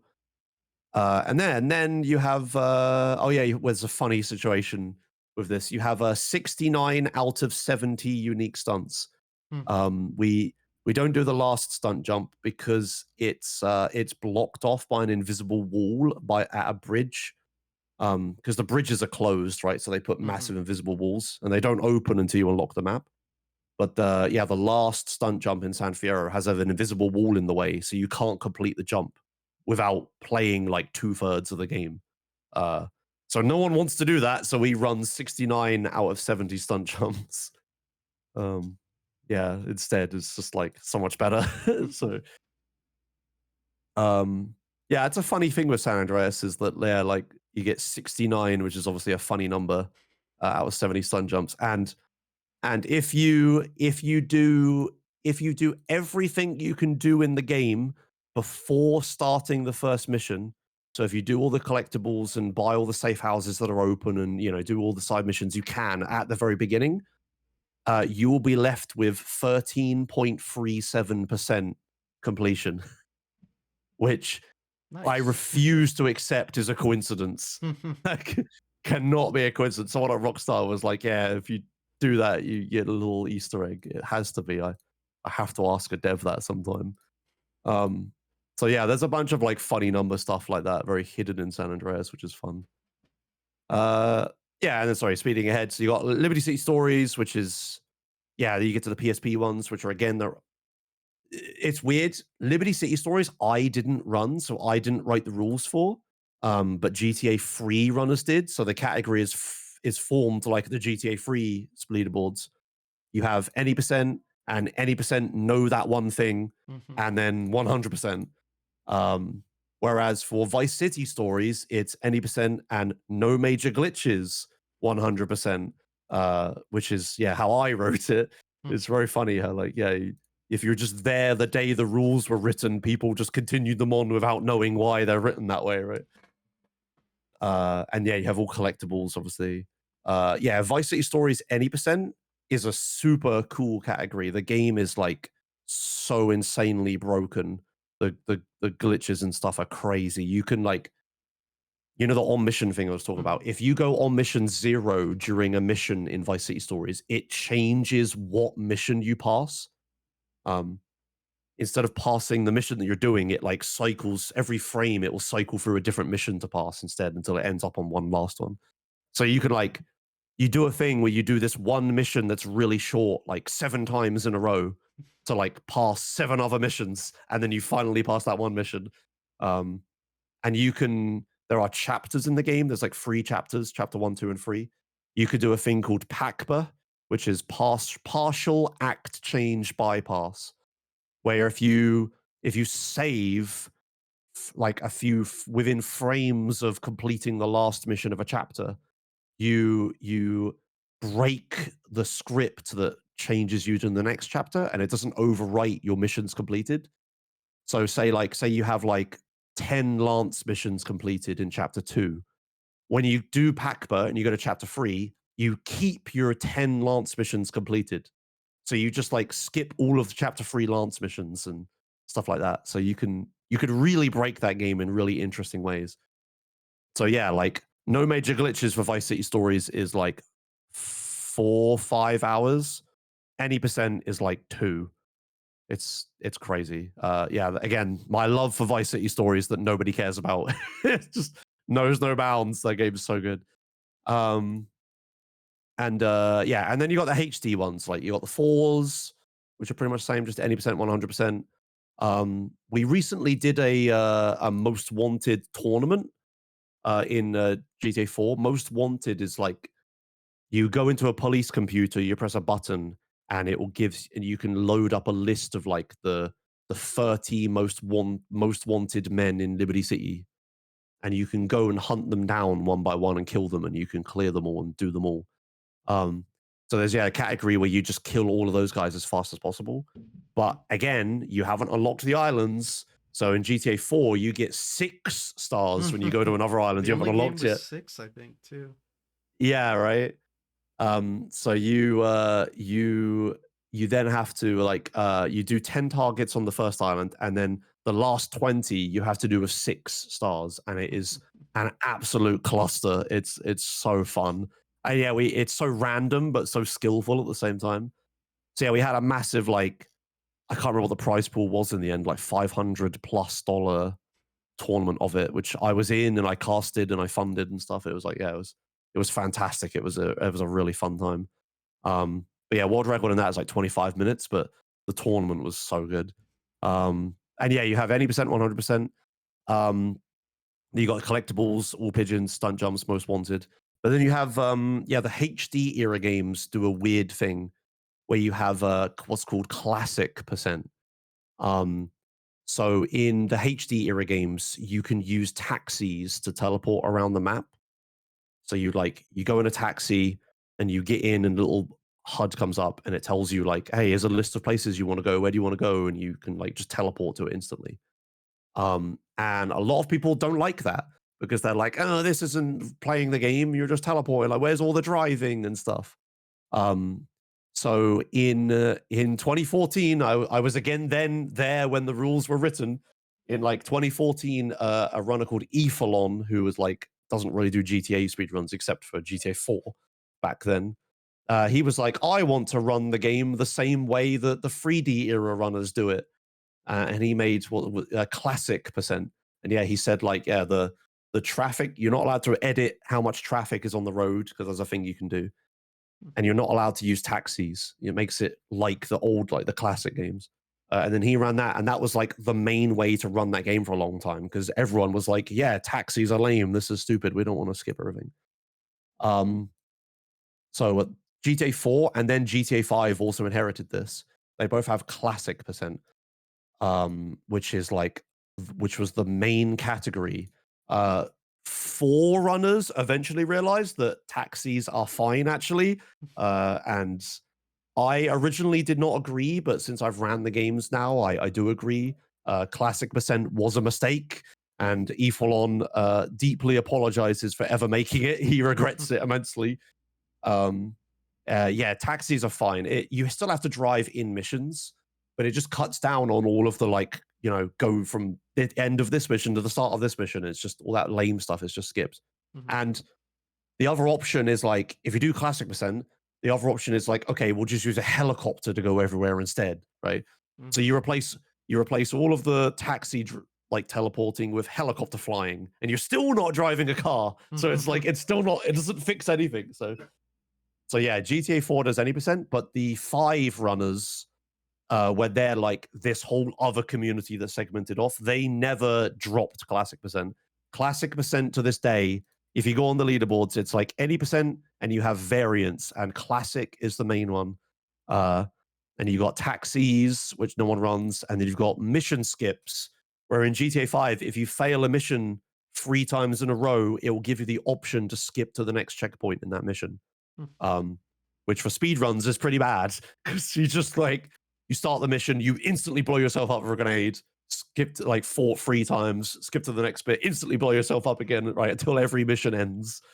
It's really bad, but don't run. No one runs that really, but taxis and classic are like the main ways to run the game. But yeah, it's very weird to like butterfly effect see like, yeah, my friend Eflon, who just wanted to run 4 the same way that ran 3, made a silly category for it that then morphed into the main category, which then the 5 runners inherited before they split off into their own community. Until to this day, they run this, and none of them know why. It's very funny because like they're so segmented from our community. They're all the Zoomers and stuff, right? Like they have no idea who Eflon is and why they run classic and why it's called it. Yeah, it's really good. Um, but yeah, that's like that's all the GTA speedruns really. There's some online runs, but like not really. Yeah. Um, online runs are like actually really popular. I think like the leaderboard is massive because of they started the original heists that were in. You had to do with 4 people, and I personally think multiplayer GTA speedrunning is a really cool idea, like cooperative. Um, so I have some times on there. But other people do not agree because like the KO Perico heist, right? That one that you can do by yourself, that has like 148 runs in like this one's type of category. I think it has more in this one. Yeah, 129. Yeah. So yeah, there's some online stuff. I've dabbled with it, but once Rockstar started adding all the flying cars and bikes and stuff like that, I kind of dropped it. And then you've got like the remastered versions of the game. So like yeah, definitive edition for a free Vice City and San Andreas. That's a whole other separate community of runners that run those games, but they're really bad games. Mhm. Yeah. And yeah, that's about it. You got multi GTA runs and the obligatory category extensions. Yeah, there you go. That's a Got summary it. of GTA speedrunning really quick. Mhm. I am curious how the remastered in quotes game is like compared to the original for speedruns. Yeah, it's just not good is the problem. Yeah. Um yeah, those definitive editions. So you had like at the 10-year anniversary, they made mobile versions of the game. Mhm. And they're like okay, they're kind of bad, but they're mobile versions, you know, you kind of give them like a free pass. Like they had to make these games run on mobile, it's fine, whatever. Mhm. No one really cared that much about them. Really big in India though, what I've heard. Hmm. Because mobile gaming is massive in India. So yeah, they all play San Andreas Indian version, a mobile version. Um, but yeah, no one really cared about that until that glitch was found, and then people did that. But that's Mhm. about it. But yeah, then Definitive Edition came out, and was really really bad. Like Mhm. everyone hates Definitive Edition. They're just the Oh yeah. graphics are awful, the controls are awful, the physics are awful. It's just wrong.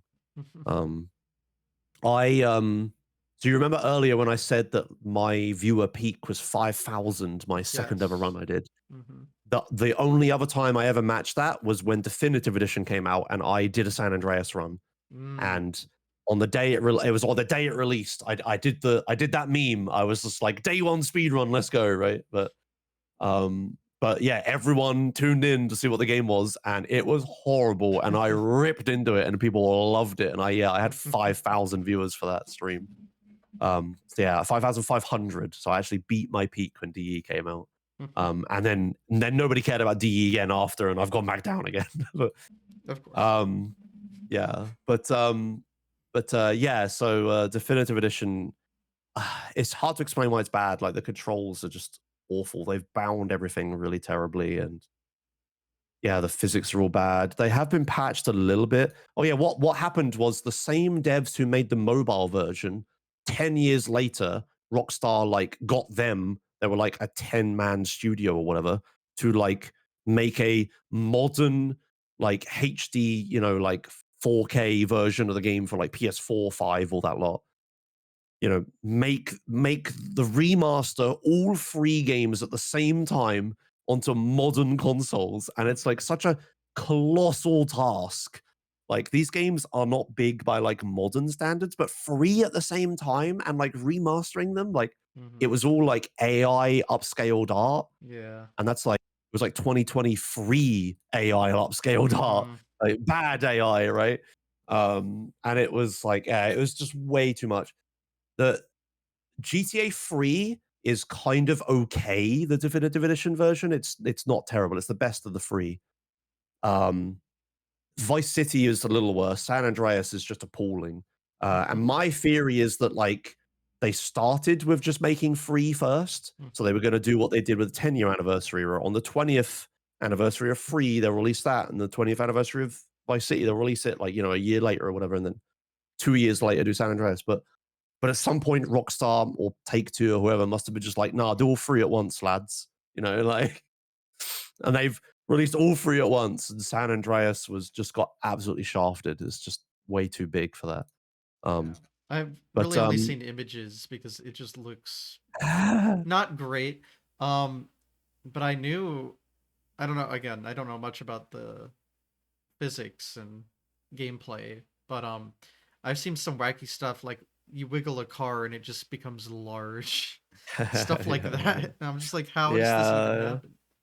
yeah. There's a longer story to that, but yes, it is lots of stuff like that. Yeah, yeah. It's just so bad. Like I mentally suppress it. Like I can't explain why it's bad, but if I play it again, I'll remember everything. Um, oh, I remember like the jetpack, right? The jetpack to when you're on a jetpack in San Mhm. Andreas, you could shoot and aim at the same time, right? Mhm. And the way you aim is with right click, and the way you shoot is with left click, right? Um, so in their infinite wisdom, Grove Street Games, as they renamed themselves to really cringily, um, they in their infinite wisdom they decided that right click should be to go down and left click should be to go up. So when you're in a jetpack, if you try to shoot somebody, you're going up and down all the time because they're the same key. It's just so dumb. And Hmm. oh yeah, helicopters. Like you press W to accelerate in vehicles, right? Yeah. Um, when you accelerate with a helicopter, what does that mean to you? Accelerating a helicopter, what does that mean? Um. Well, I think it's you go up because you have to tilt the helicopter to go forward. Right? Mhm. Right? You hold down accelerate to make the engine go faster, so you go Yes. upwards. Mhm. No, in definitive edition, W makes the helicopter lean forwards. That Accelerating is is weird. is yeah, accelerating is on left click again to go at left click to go up. I see. Yeah, it's so bad, and it's like you can't fix it with keybinds because it's like, oh, just change the keys, idiot. But like, okay, let me rebind accelerate in vehicle to not W real quick. Like helicopters and cars and bikes, they're all W. Like, it's all the same key.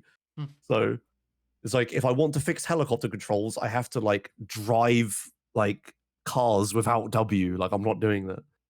Um, Hmm. yeah, it's so dumb, yeah. So yeah, it's just a ton of stuff like that. It was just so disappointing, and it really sucked for me personally because if Definitive Edition was good and it got a bunch of new people into the game, and I get 5,000 viewers playing it, to this day, if I stream Definitive Edition, I get more viewers than base game. Hmm. If the game was actually good, that would have been great because I would have had a second version of San Andreas I could have played. Like actually some flipping variety in my life for once, but yeah, no, it was just bad, and I'm so upset, and I wish it wasn't that way. Hmm. Um, Well, yeah, but because yeah, it's so bad, did it have exclusive tech to it? yes, it does. The run is completely different. Hmm. Um, you can do. I don't remember all the details. One of my friends, Halogen, he runs Definitive Edition on Switch of all things because he likes to suffer. I did Um, say if I ever play Definitive Edition, it would be on Switch, just because I think that'd be the funniest way to experience it. Yes, it is. Yeah. Unfortunately, the game works a lot better on Switch 2, but Switch Oh 1, damn! it's Oh well. yeah, Switch 1, it's so bad though if you play it on original Switch. Um, it watching speedruns for Switch 1 gameplay, my like instinct of oh no, the game crashed every load screen kicks in because the Oh, load because it screens took so long. they take like 10 times longer than PC. It's like Holy shit! insane. You sit there on a black screen and I'm just like, oh my God, the game crashed. Oh my God, Halogen, you just lost your run. Oh my God. Oh, it loaded, right? It's like every time I can't help it. It just takes so long. Yeah. And like the graphics and stuff are awful. Yeah. It's so good, but so bad at the same time. Mhm. Um, yeah, but they have like a totally different route. I can't remember all the details, but yeah, the San Andreas speedruns are so technical, right? With like the overwriting missions with each other and stuff like that. Like Mhm. as soon as you make any kind of change to it, all of the knowledge is thrown out the window and everything works completely differently. Like, oh, these two missions actually work together now and they do this. And yeah. Mhm. So yeah, the whole run is it's like totally alien to me. If I was to watch a run, I'd have no idea what's happening. Fair enough. Yeah. But yeah, they're about 4 hours long on PC, apparently. Mm. Got it. And then PC is just far and away the optimal way to play all these games. I'm very much a console person, so that's my Yeah. frame of reference. I've only used PC for like mods and stuff. Yeah. No, every except the PlayStation exclusives, like the stories, which were Mhm. exclusive to PSP and PS2. Strangely, Liberty City Stories got a mobile port, but Vice City Stories Really? never did. Huh. Yeah, the mobile port's actually okay, I think. Hmm. But yeah, Vice City Stories never got one. But other than that, and Chinatown Wars. Other than that, Yeah. I had Chinatown Wars for every DS, but I know they like made it a yeah, little better for like the mobile and yeah. Did you know the PSP version of that game? You can the speed run for that is 2 minutes. Of Um, course not. yeah, because you can when you start the game in that, you have every single mission in the entire game is unlocked at the very start. Hmm. But then like when the first mission loads of you in the jet, and then you get sunk in the water or whatever. Yeah. When that mission loads, it disables all the missions except the ones you're supposed to be doing.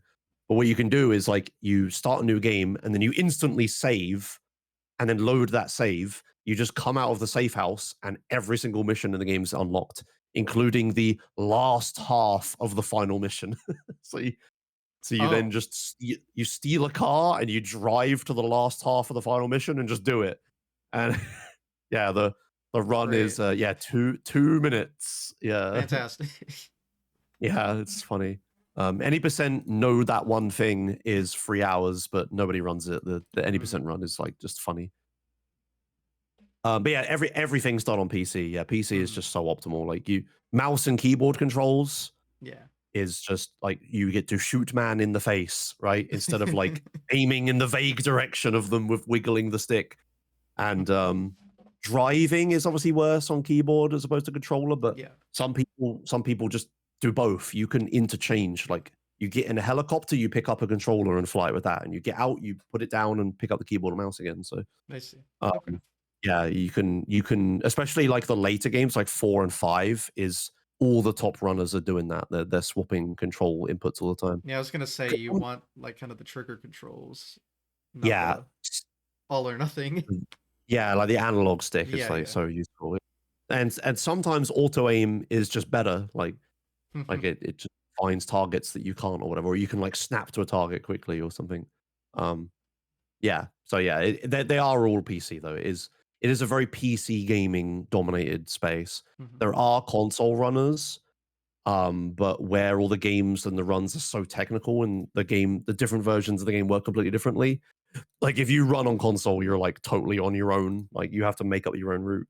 Do you, um, do the leaderboards separate platform?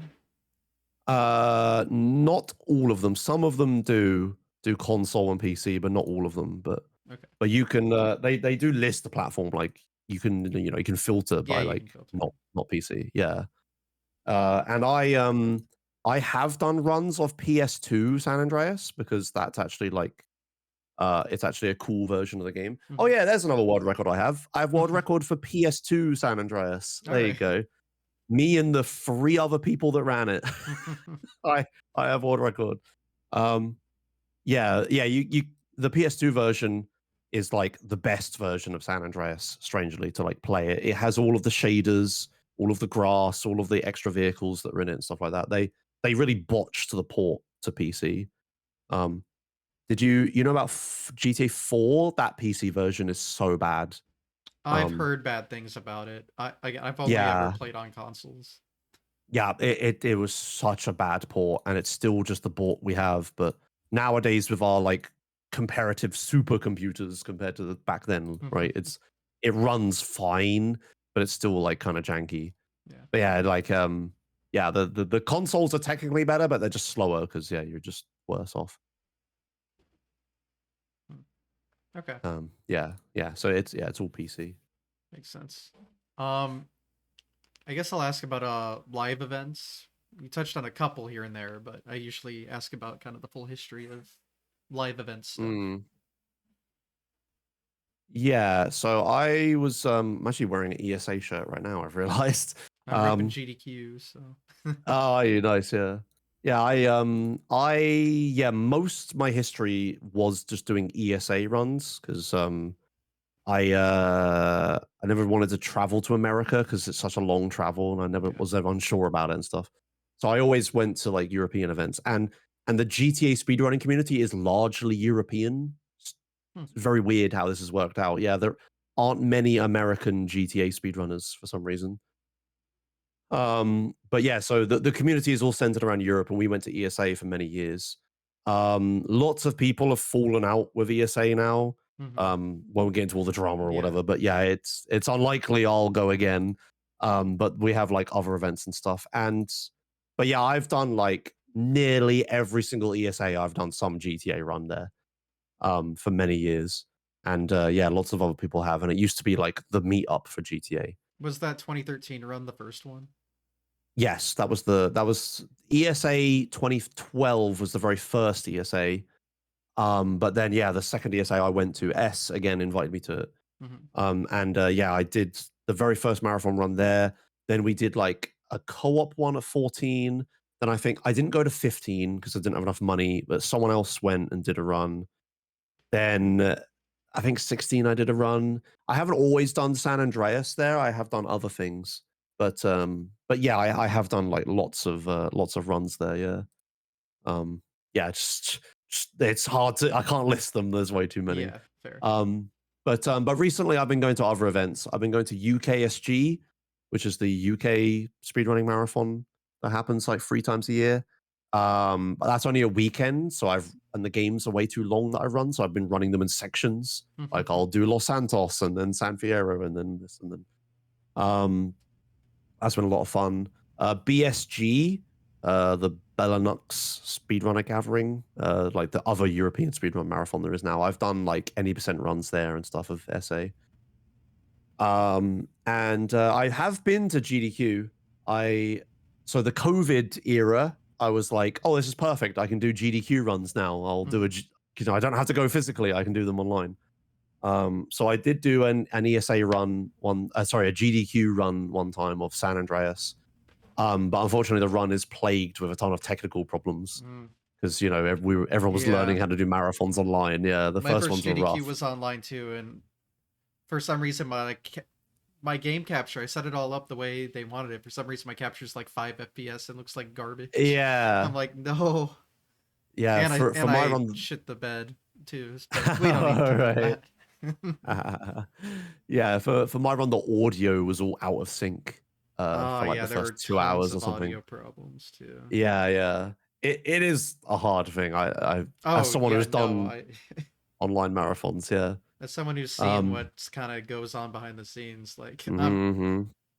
I'm just happy it worked at all. Yeah, yeah, for And it was sure. so like a sudden change too with everything. Yes. Yeah, yeah, yeah. You can't fault them for it. It Oh, was not at like all. we have to do something here. Um, yeah, so I did that. And then I attended, I think it was a couple events ago now, the one where the Crazy Taxi run happened. Ah, Um, that yeah, was I can't remember winter where it was. no? Yes, it was winter. It was winter. There was snow everywhere. Yeah, Pittsburgh. Um, Pittsburgh. That's it. Yeah, yeah, yeah, yeah. That's right. No, that was this Um, year.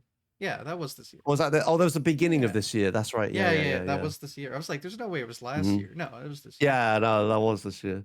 Yeah, that was the first time I'd ever been to America. Me and a bunch of other GTA runners agreed to go together, and we made it like a joint thing. We flew into Newark, and then we road tripped with some other GTA runners across to Pittsburgh, which to us felt like a big road trip. When you look at a picture of America, it's like a little tiny bit. Yeah. But Yeah, yeah, that was Europe like, is like the United States, except states and countries are like the same yeah, yeah, size. right. Like that drive was like you'd go from one end of the UK to the other in that amount of time. And that's just a Um, state. yeah. Yeah, we went to Pittsburgh. Yeah, and we were there, and the snow and stuff was awesome. I never really, well, I guess in Sweden I had a few times, but yeah, that was a lot of fun. Hmm. We stayed in an Airbnb together. We didn't stay in the hotel. Smart, I will say honestly. though, as someone who only attended one GDQ, GDQ has a very different vibe to every other speedrun marathon Yes, I've ever been to. I agree, and I've heard that from many other people. And it's not a bad Yeah. thing. It's just different. Yeah. And It I was kind of very like more it too. like it was very more like convention-y, I want to Yes, it say. is. Yeah. Like there were like crowds of people around Mhm. and you didn't really talk to them very much and you It's like stuck a with your friend convention, but group. also not like a convention. Because Yeah, for the yeah. first time last year, I went to actual conventions because, there's the GDQX and like PAX. Yep, yep, yep. Not at all the same. That- Yeah. there's a difference between 2,000 and 30,000 people. Yeah, sure. It's definitely a lot smaller. But there's But yeah, also a you difference keep between 300 and 2,000. So I get it. Yeah, yeah. Yeah, exactly. It's like when I was going to ESA, I was a part of the ESA organization. I was like lead fundraiser Mm. for them for many years. And but like I had been going since like nearly its inception, and I knew everyone there, right? And there was no one I didn't feel like I couldn't talk to at ESA. Like I could just walk up and just talk to anyone Mhm. and like hang out with any people and stuff like that. It was very where it's so much smaller, it's like you just kind of know everybody. But yeah, GDQ was like I went with like the group of GTA runners and I mostly just hung out with them Yeah. and did stuff. And lots of stuff was happening in hotel rooms and we weren't staying in hotels, so we weren't Mhm. in those and stuff. Um, yeah, it was very different. It was much bigger though. Like Yeah. sitting in the stream room, it's like, oh my god, this is an audience, right? Like Mhm. not like the 5 rows of seats that the other marathons have. Oh Um, yeah. No, yeah, that can seat like hundreds, if not almost 1,000 people in that room. yeah, and people just sit there and watch speedruns. Whereas Some like, people do. I'm not one of them, yeah, but you oh yeah, can if you right. want to. It was for many years the way I would sell people going to speedrun marathons. It's just like, yeah, you go there to hang out with people. You don't Mhm. watch speed. No one watches speedruns at speedrun marathons unless it's like your friend doing a run, right? Yeah. Like, There is then you their don't. casual audience though that Yes, truly GDQ does has. just sit and watch the whole thing, and Yep, hell yeah. and that yeah, and but that is a GDQ specific thing from Yeah, what I've seen. I've been to a lot. yeah. Um, The only big or like smaller event I actually frequented was Pace, and yeah, most of the time, mhm. unless it was like the Mario 64 thing, because that was their thing, no one was in the seats. Yeah, and it looks bad on the camera, which sucks because then the Yeah. audience at home is like, "Oh, nobody cares." But like, no, there's loads of people there, and they're Oh all yeah. having a great time doing something And they else, do right? care. Like, They might be watching you from, their hotel room, yeah, but yeah, yeah, exactly. they're being there is different. And Hmm. there's like the background. Sometimes they're in the same room. Especially at Yeah, GDQ, yeah, that's the yeah. big thing. The practice room, they have the stream on a projector, so you're still watching the whole time Yes. anyway. At ESA, their hotel, they actually hook into the hotel's like intercom system or whatever, like the hotel TVs, and Yeah, then GDQ does that when too. you oh, it does it as well. Yeah, Sick. Yeah. Okay. So yeah, you yeah. turn on like the information channel, and it's And the it's the GDQ GDQ stream. stream. Yeah. Yeah, which is like awesome. It doesn't count to any view counts. No one on the stream will ever know, but you loads of people are watching it, like in Oh the yeah, hotel, right? yeah. Like, GDQ has that. So yeah, if you're mhm. ever at like a GDQ hotel party or whatever, it's on. And then Yeah, yeah, yeah, just it's like really and cool. Yeah, at least for me, whenever I stay at the hotel, the TV's just on 24/7 yes, the entire week. yep. Just you turn it down a little bit when it's sleepy time, but like it's Yeah, still on the whole yeah, time. yeah, exactly. You just leave it on. It's great. Um, yeah, it's just like you hanging out with friends, and there's just like background noise of a Mhm. stream that you all invested in. You know, it's like a cool thing. It's like yeah.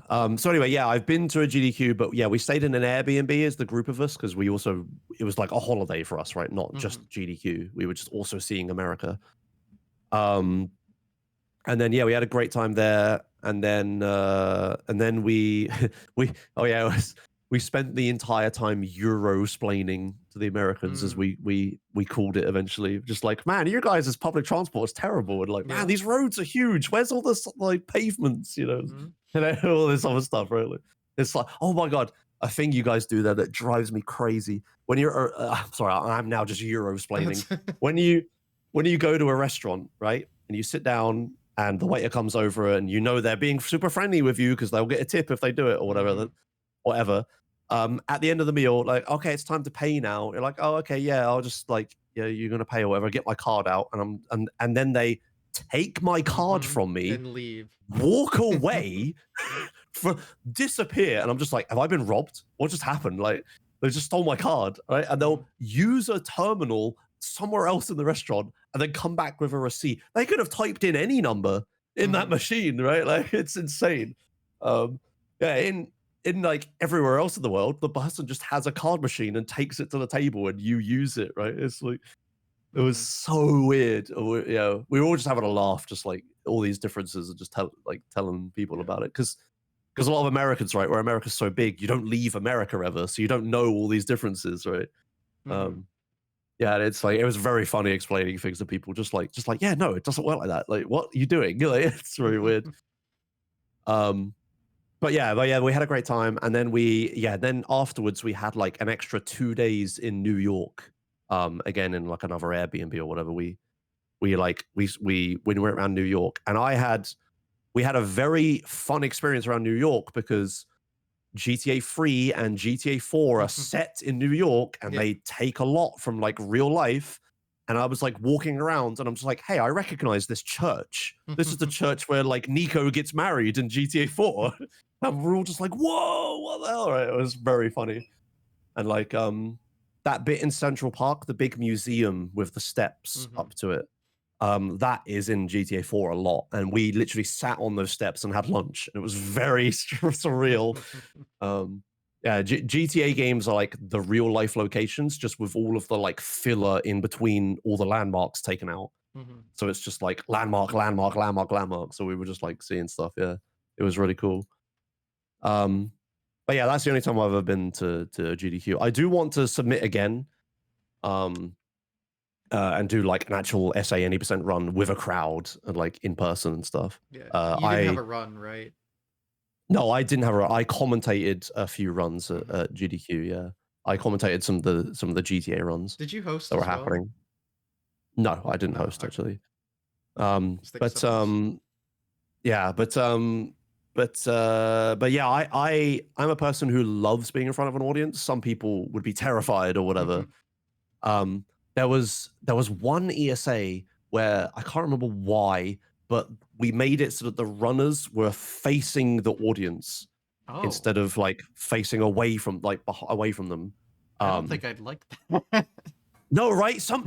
Most people, all the runners hated it, and I'm just like, yo, this is great. I can tell a joke and I can see people laugh or whatever. And well, there's this thing where like during my runs, people are always like doing funny things in the background, and I never know. And I like maybe I'll watch the run back and I see it, but like I want to see that happen. That's Um, fair, I guess. But yeah, for me, I don't think I could do that. Because I yeah, remember the right. Like, first time I was actually on the GDQ stage, like I had this great run, and at the end they have me turn around because apparently it was packed, and I was like, oh my god, shit. yeah, right, yeah, And yeah, I don't think I would have performed that well if I was turned around. And yeah, it was kind of yeah. like the shock of seeing just how many people were actually there.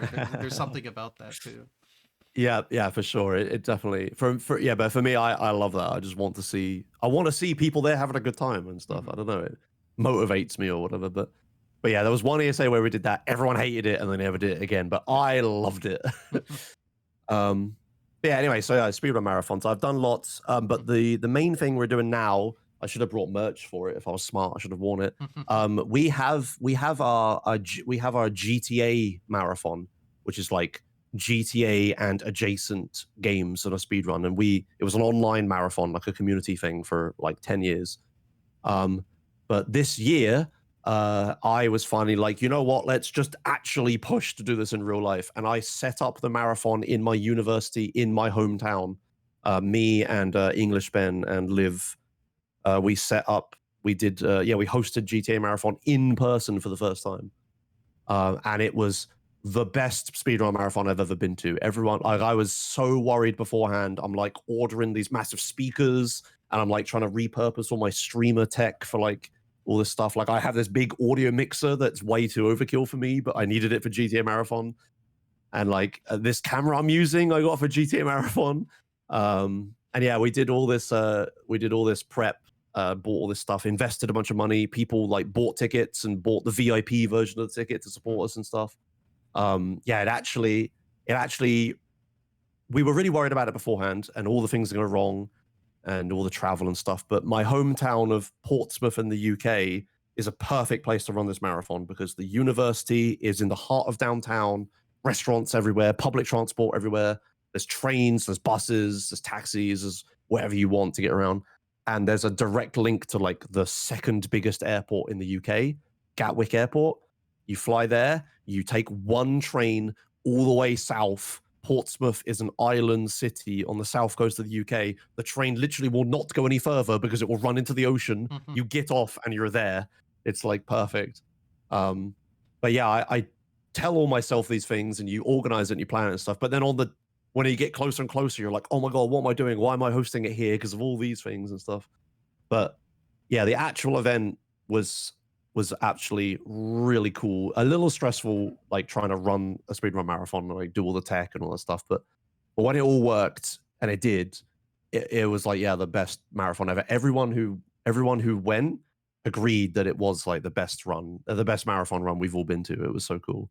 Um, it's just it hits different when like it's one community's marathon, right? Mhm. Like everyone there knew GTA games, and it was like you look at the schedule, and it's instead of looking at the speed run schedule and being like, oh, I guess I can watch this run. No, I don't really care about all these Mario games. Sorry, Oh, but okay. like yeah, but I'll watch these and stuff. No, you look at the schedule and it's like, oh, I love all these games, right? Like it's like for all of us like that.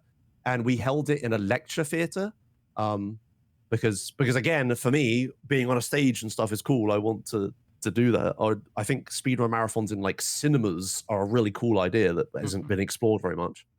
Um, but yeah, it was in a lecture hall. We had like we had the runners down at the bottom, big projector, and then everyone seating in like the road seating above. And I was a little worried that like, okay, we don't have traditional like tables and chairs set up like a speedrun marathon, but no, it worked perfectly. Everyone was just in there all the time, chilling, but watching the runs at the same time. Um, yeah, that was really cool. Um, hopefully, we'll run it again next year, maybe the same way with some improvements.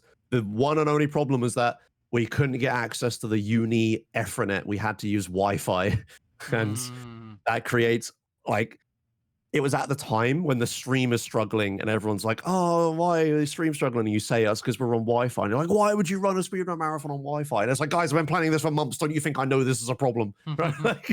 Like I didn't choose this. Uh, but yeah, we'll get Ethernet next time and then everything will be fine. Yeah. But yeah, it was really cool. Oh, I almost forgot one of the biggest things. The university building was only open from like 8 till 8, and then it closed and everyone had to leave.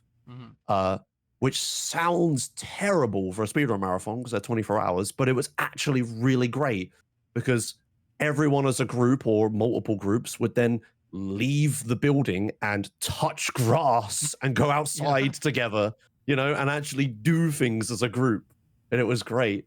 We there's a this is I'm getting into very obscure Portsmouth facts. There's a hovercraft service, a commercial, you walk on board and sit and a pilot pilots the hovercraft across to another island service in Portsmouth. Huh. Um, yeah, it's the only one in the world, I think. To me, it's like so normal, but everyone there is like a tourist attraction. It's like, what a giant hovercraft, right?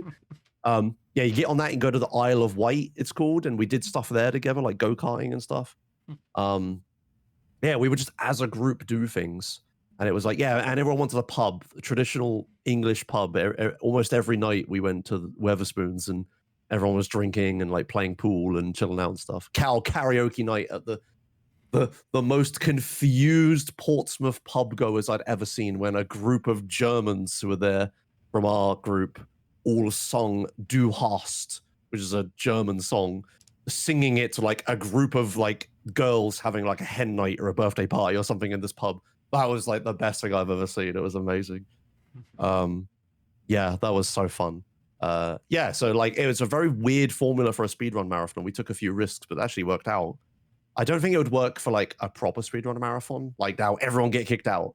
But for like a group, like we're all GTA speedrunners as a group, we'll go do a thing together. It worked really well. Yeah. Um, so yeah, love a GTA marathon. Want to do that again next year. How many people went? Ooh, it must have been like 50 or something. It was Wow. like huge for a first time marathon. Mhm. Yeah. Yeah, it was like way bigger than we were anticipating. I was expecting like 10 people. It was a bit of a struggle to fill the schedule out. Like me and Ben both had to do a bunch of filler stuff to fill it out. Um, but yeah, no, it was it was so many people turned. It was crazy. And everyone was like, because we've been doing it for 10 years, right? There was like we have a Twitch channel for it that has like a presence and people will tune into it. So that makes revenue. All the goodwill from the community and stuff that like, oh yeah, we'll give you money to run this. We've wanted this for years sort of thing. So that helped a lot. Um, yeah. And yeah, so we were in a unique situation to make that work. I have contacts at the university. That's right. The University of Portsmouth, they didn't charge us for the venue at Oh, all. wow. Yeah, That's which makes a huge. big yeah. The budget for the speedrun marathon is like a whole digit smaller when you don't have to pay for the venue, right? Yeah, exactly. That's why we accepted the downsides of Wi-Fi and only open between these hours, right? It's Mhm. because it's free. We literally don't have the budget to run this if it's not free. um, yeah, so all of the money went towards all of the tech and all of the merch and stuff we made. Yeah, yeah, Pretty sick. that's yeah. So that's my speedrun history. I went from going to old events to helping organize them and being in charge and stuff to now just running my own one with people. Yeah. Yeah. Well, I haven't been to an event quite that small. I think the first pace I went to was like 100 and change, but Mm. um yeah. I have like nothing near me. So Yeah, right. You like everything's so mhm. spread out in America, I guess, right? Like, Yeah, and I live in like a place no one wants to go in the middle of the right, country. right. So Yeah, I'm just yeah, kind of screwed. yeah. The only thing I can do is go to GDQ now. Well, you see, that's the secret. Do what I did. Make everyone come to you instead. No one wants to come here. I Okay, all promise right. that that isn't gonna happen. Okay. It's for the All right. best. Yeah, fair enough. But yeah. But it would be cool to do like a super small kind of thing. I got a taste of that. But I mean, Mm. I have my really good fun at GDQ every time, and save up my money just for that works for me Yeah, it's as expensive, well. right? Yeah, Yeah. it's just it's going to speedrun events. Yeah, yeah, That's the yeah. one I can problem. imagine. Yeah, I can imagine people just you can just do GDQ and that's it forever. Yeah, it's like Hmm. it's the biggest, bestest one, right? Like, yeah, it's easy choice. Yeah. And again, all the other smaller ones are so spread out and not near me where it doesn't even matter Mm. anyway. Yeah, yeah, yeah. Actually, the closest small event I can think of, I don't know how like small it is. It might be pretty good, but it's in Minneapolis where SGQ is anyways. It's like Oh yeah, does right. it even Yeah. matter? Why run it in the same place? What are they doing? Yeah, that's funny. Well, it makes Like, I sense, mean, but yeah, yeah, you know, they don't have a choice. I not know for you don't have a me. choice But and stuff. Yeah, yeah, yeah. That's funny. but I don't know. Would be interested. I guess. Well, no, I can't even say that. Never mind. Forget that train of thought. Yeah, okay. It's funny. I'm looking at a map again, and yeah, from like New York to Pittsburgh, yeah, it's like nothing. Like the distance I've traveled of the US. Yeah. Oh dear, yeah. I would love to go to like San Francisco, Los Angeles, Las Vegas, you know, like the San Andreas state sometime. Yes. But that is I've been like to two of them, not right. LA and LV. Yeah, okay.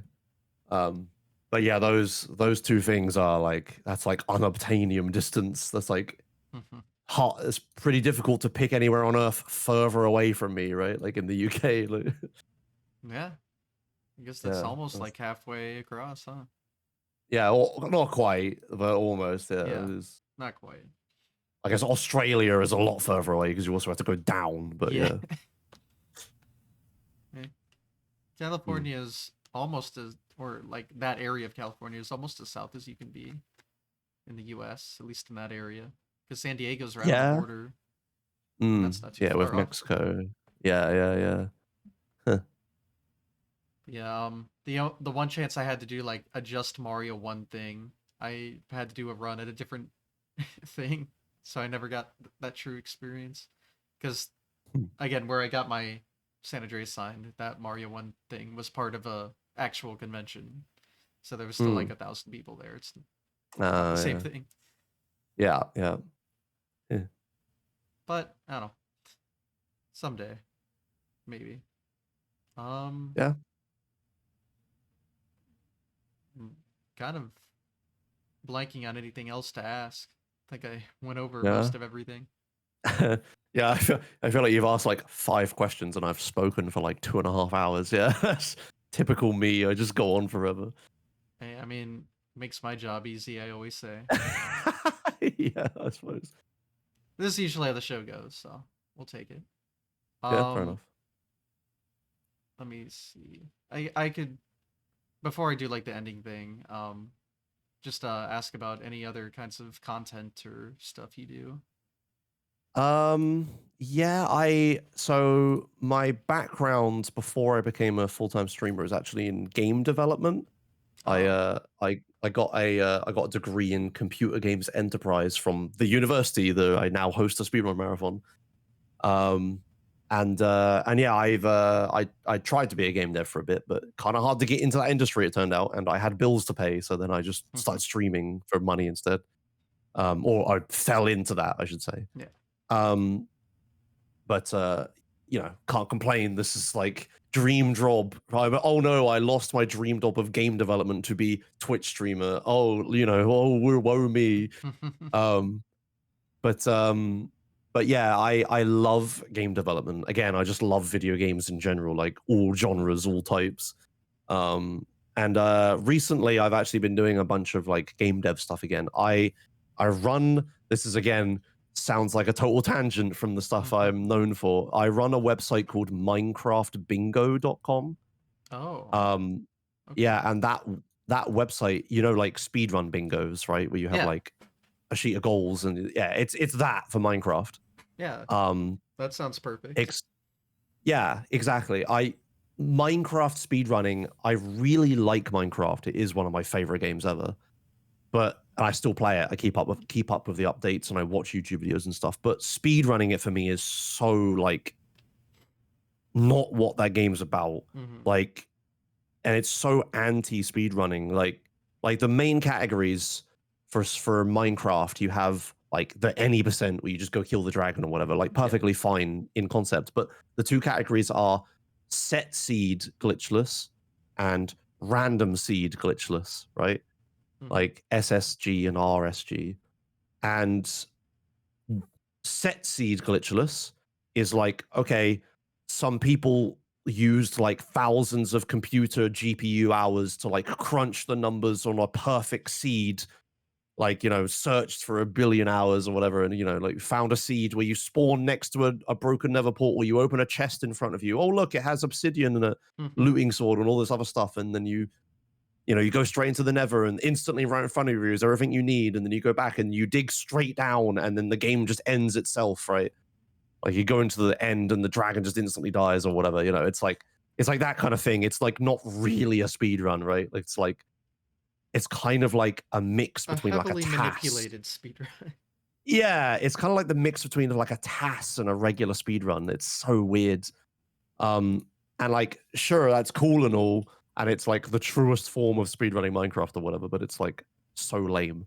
Yeah, so set seed is like not interesting to me at all. The world record is 1 minute 30 seconds, which is insane. The other option, random seed glitchless, is you trying to do exactly that, but you have to reset for 1,000 hours for it instead. Like Minecraft random seed speedruns are, you have 12 copies of the game open at once, and you press a hotkey that resets them all instantly, and you look for one that spawns in a perfect seed, and then you tab into that, and then you play it. Right? It's like it's so insane. And yeah, and it's just pure luck. You spend a billion hours resetting, and it's just pure luck whether you get a good seed or not. Obviously, a lot of skill. I'm not going to say I can't zero cycle the dragon. I haven't done that ever. It's insane, and all the other stuff they do is super skillful. But the resetting is insanity. I cannot but understand it. So yeah, your choice is like basically have the game end itself or reset for a million hours, have a good run. And I hate both those categories. So I thought to myself like many years ago, like there has to be a better way to speedrun Minecraft, right? Something that like works with the game instead of fighting against its randomness. So yeah, I came up with Minecraft Bingo after seeing like other speedrun bingos. I must say this is again like 2015 that I made this.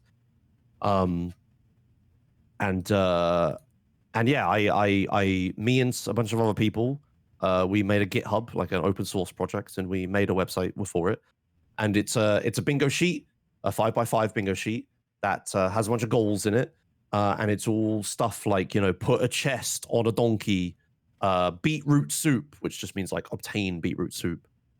Like fish a treasure in a junk item, clean a pattern off a banner. I'm like reading it, right? Like tame a cat, stuff like that.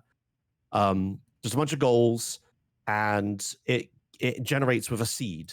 So you can press a button to generate a new seed. It gives you a seed, and what you do is you take that seed of the sheet, of the bingo sheet, you put it into Minecraft as the seed for the world, and then you play that.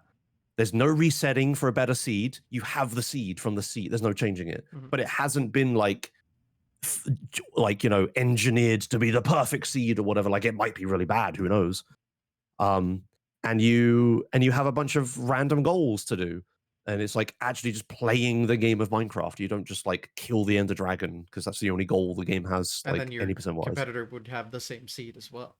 Yes, So it works out. exactly. If you race with someone, which is the best way to play the game, you both have the same bingo sheet and you both have the same world seed. Yeah, and it's wonderful. And it can be asynchronous as well.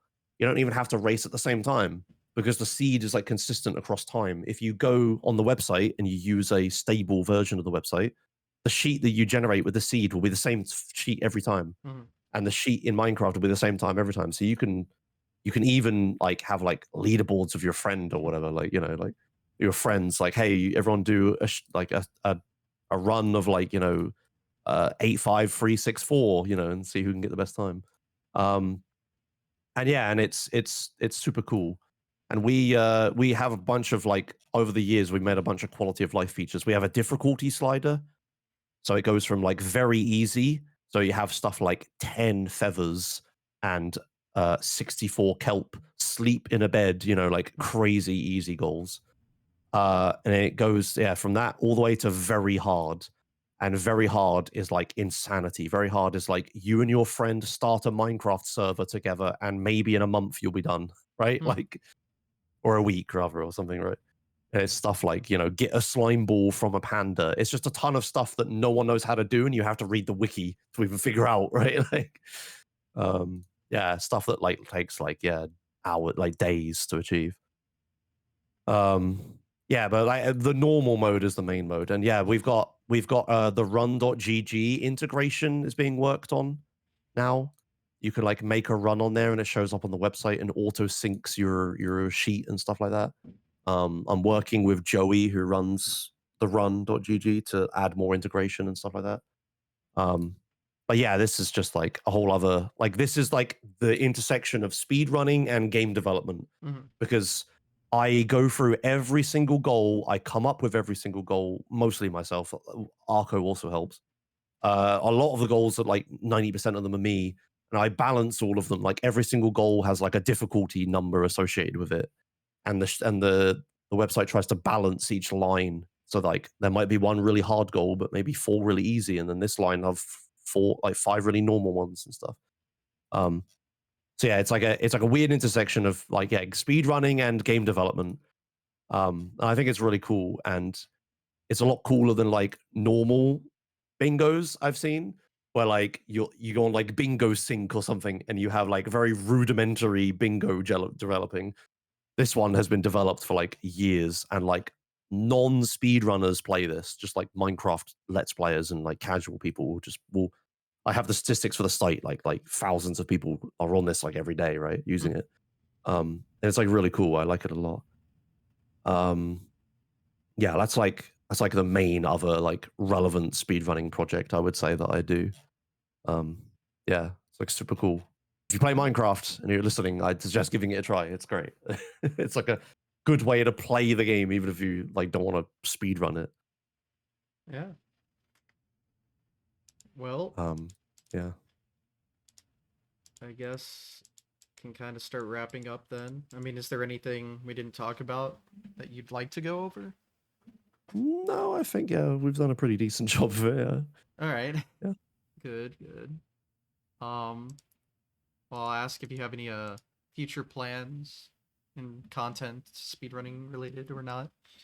I on my website I have a stream schedule, and at the bottom of the stream schedule for Tuesday the 26th of May 2026, GTA 6 release day speedrun.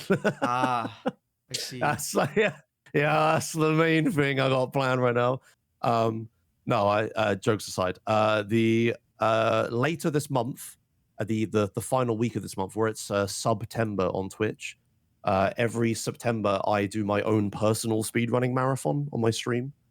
So it's like a week 1 week, 12 hours a day of Wow. me speedrunning things. Yeah. I have breaks. There are like 30 That's minute good. breaks between runs and stuff. Yeah, I'm not. I wake up at like, I wake up, I start at 10 a.m., I go till 10 p.m., I go to bed, and I wake up and I do it again, right? So, again, with the not doing 24-hour stream things, it's 12 hours, which is way better. But yeah, it's called Josh Done Quick. Um, again, it's from a very long time ago where I named it. I would have named it something a little less copyright infringing if I had a choice now. But yeah, that's like me just doing every single game I know basically, or like, and some I don't, for a week. That's like the main thing I'm doing. Yeah, and it's at the end of September when all of the best offers and deals on Twitch are happening, which is excellent. Yeah, that's the main thing I'm gonna do coming up. Yeah, after this podcast, like tomorrow, I'm going on holiday. I'm going to Ireland for a week to relax, and then yeah, I come back, and then it's Josh Done Quick grind, preparing for that. Until then, that's the main thing. Yeah. Got it. Are there any like longer term goals or anything? Or I mean, I speed run San Andreas pretty much every day. Normally, my schedule is like do San Andreas any percent speed runs until like I give up doing them because they're so long. You have to have like a buffer of like, if I start a run now, I need to be able to stream for like 4 more hours. So when I run out of buffer, I'll then switch to something else. Like, yeah, sometimes Minecraft Bingo, sometimes Ballad of Gay Tony, sometimes it's random. Play iRacing and stuff. Yeah, so that I mainly just stream every day, just that, nothing too crazy. Yeah, it's really only that and Josh Done Quick that's on my mind right now. Got it. Well, where can people watch? Well, 16-year-old me did a really good job when I picked my internet name because Joshimuz is very unique and no one else has it. So I'm literally Joshimuz everywhere. I think it says underneath me on the screen, It right? does. Yeah, Twitch Joshimuz, YouTube Joshimuz, Twitter, Blue Sky, anything I'm on, it's Joshimuz. Joshimuz.com is my website. Like no one had that. Yeah, I've somehow stroke of genius been a brand genius with this and got really lucky. So yeah, I mainly stream on Twitch though. YouTube is lots of videos. I have like edited videos of like my main series is like stream highlights where a lot of the funny moments and stuff happen. And I recently played a insane Russian mod for a Russian total conversion mod for San Andreas, which turns the whole game into a dinosaur storyline in the like Cretaceous period. Yeah, I did a playthrough of that. Loved that mod so much, I started working on a speed run patch for the mod, so I could run that game at marathons. Yeah, again, game development coming in handy, right? I'm just like, oh, I'll just make the mod myself. Did you ever play Yes, the Alien City mod? You know what I'm talking I about? haven't played that yet. No, that is on my list. I have a big list of I ideas of remember content that that is on there. well over a decade ago. I tried Yeah, like modding that, when I was, barely a teenager. So yeah, yeah. good That's a times. massive one. I've somehow avoided that all these years. I will eventually play that. Yeah, It's important. I'm not familiar with too many other total conversions at the moment, but yeah. There are I'd love lots to of play crazy more. ones. The dinosaur one I recommend it. Yeah. Cretaceous runner. Mm. Yeah, look for the speed run patch on GitHub because there's a lot of just running in that game, just from A to B. So I made it so you have infinite sprint, you run really fast, allies teleport around with you, and so like the run went from like 5 hours. I've got it down to like 2.5. I'm hoping soon. Like that's how much running. I haven't skipped any missions or content. It's all just removal of running from A to B. Yeah. Very interesting. Yeah, it's weird. I have so many weird tangents. I don't know things. Hey, Like I haven't even talked I've about said it this. many This is times, simmering. but this show runs on tangents, so Yeah, this okay, this is yeah. perfect. Yeah, okay. Yeah, I never even talked about sim racing. I have a Oh, big sim rig next to me with my wheel and everything. Yeah, that's a whole thing. this is GT on it But, too. Hmm. yeah, yeah. It's all connected. Yeah. Well, I think that's everything then. Did the shout Yeah. Okay. outs. Cool. So I guess we're done here. So, Awesome. Yeah. Thanks for having me on. It was a good yes, laugh. Just fun to reminisce and stuff. I appreciate you coming on, and I'll go ahead and thank everyone for watching, and to, where to follow the show, probably live on here, uploaded immediately to YouTube after. But got a big backlog, especially right now, because again, I think Easily this is done. what, 134. Have fun. Plenty of Oh content dear. to consume. There's a lot of speedrunners out there, it turns Hmm. out. But yeah, I guess I'll go ahead and end the stream here. Thanks again for watching. Catch you next time. Goodbye. Bye.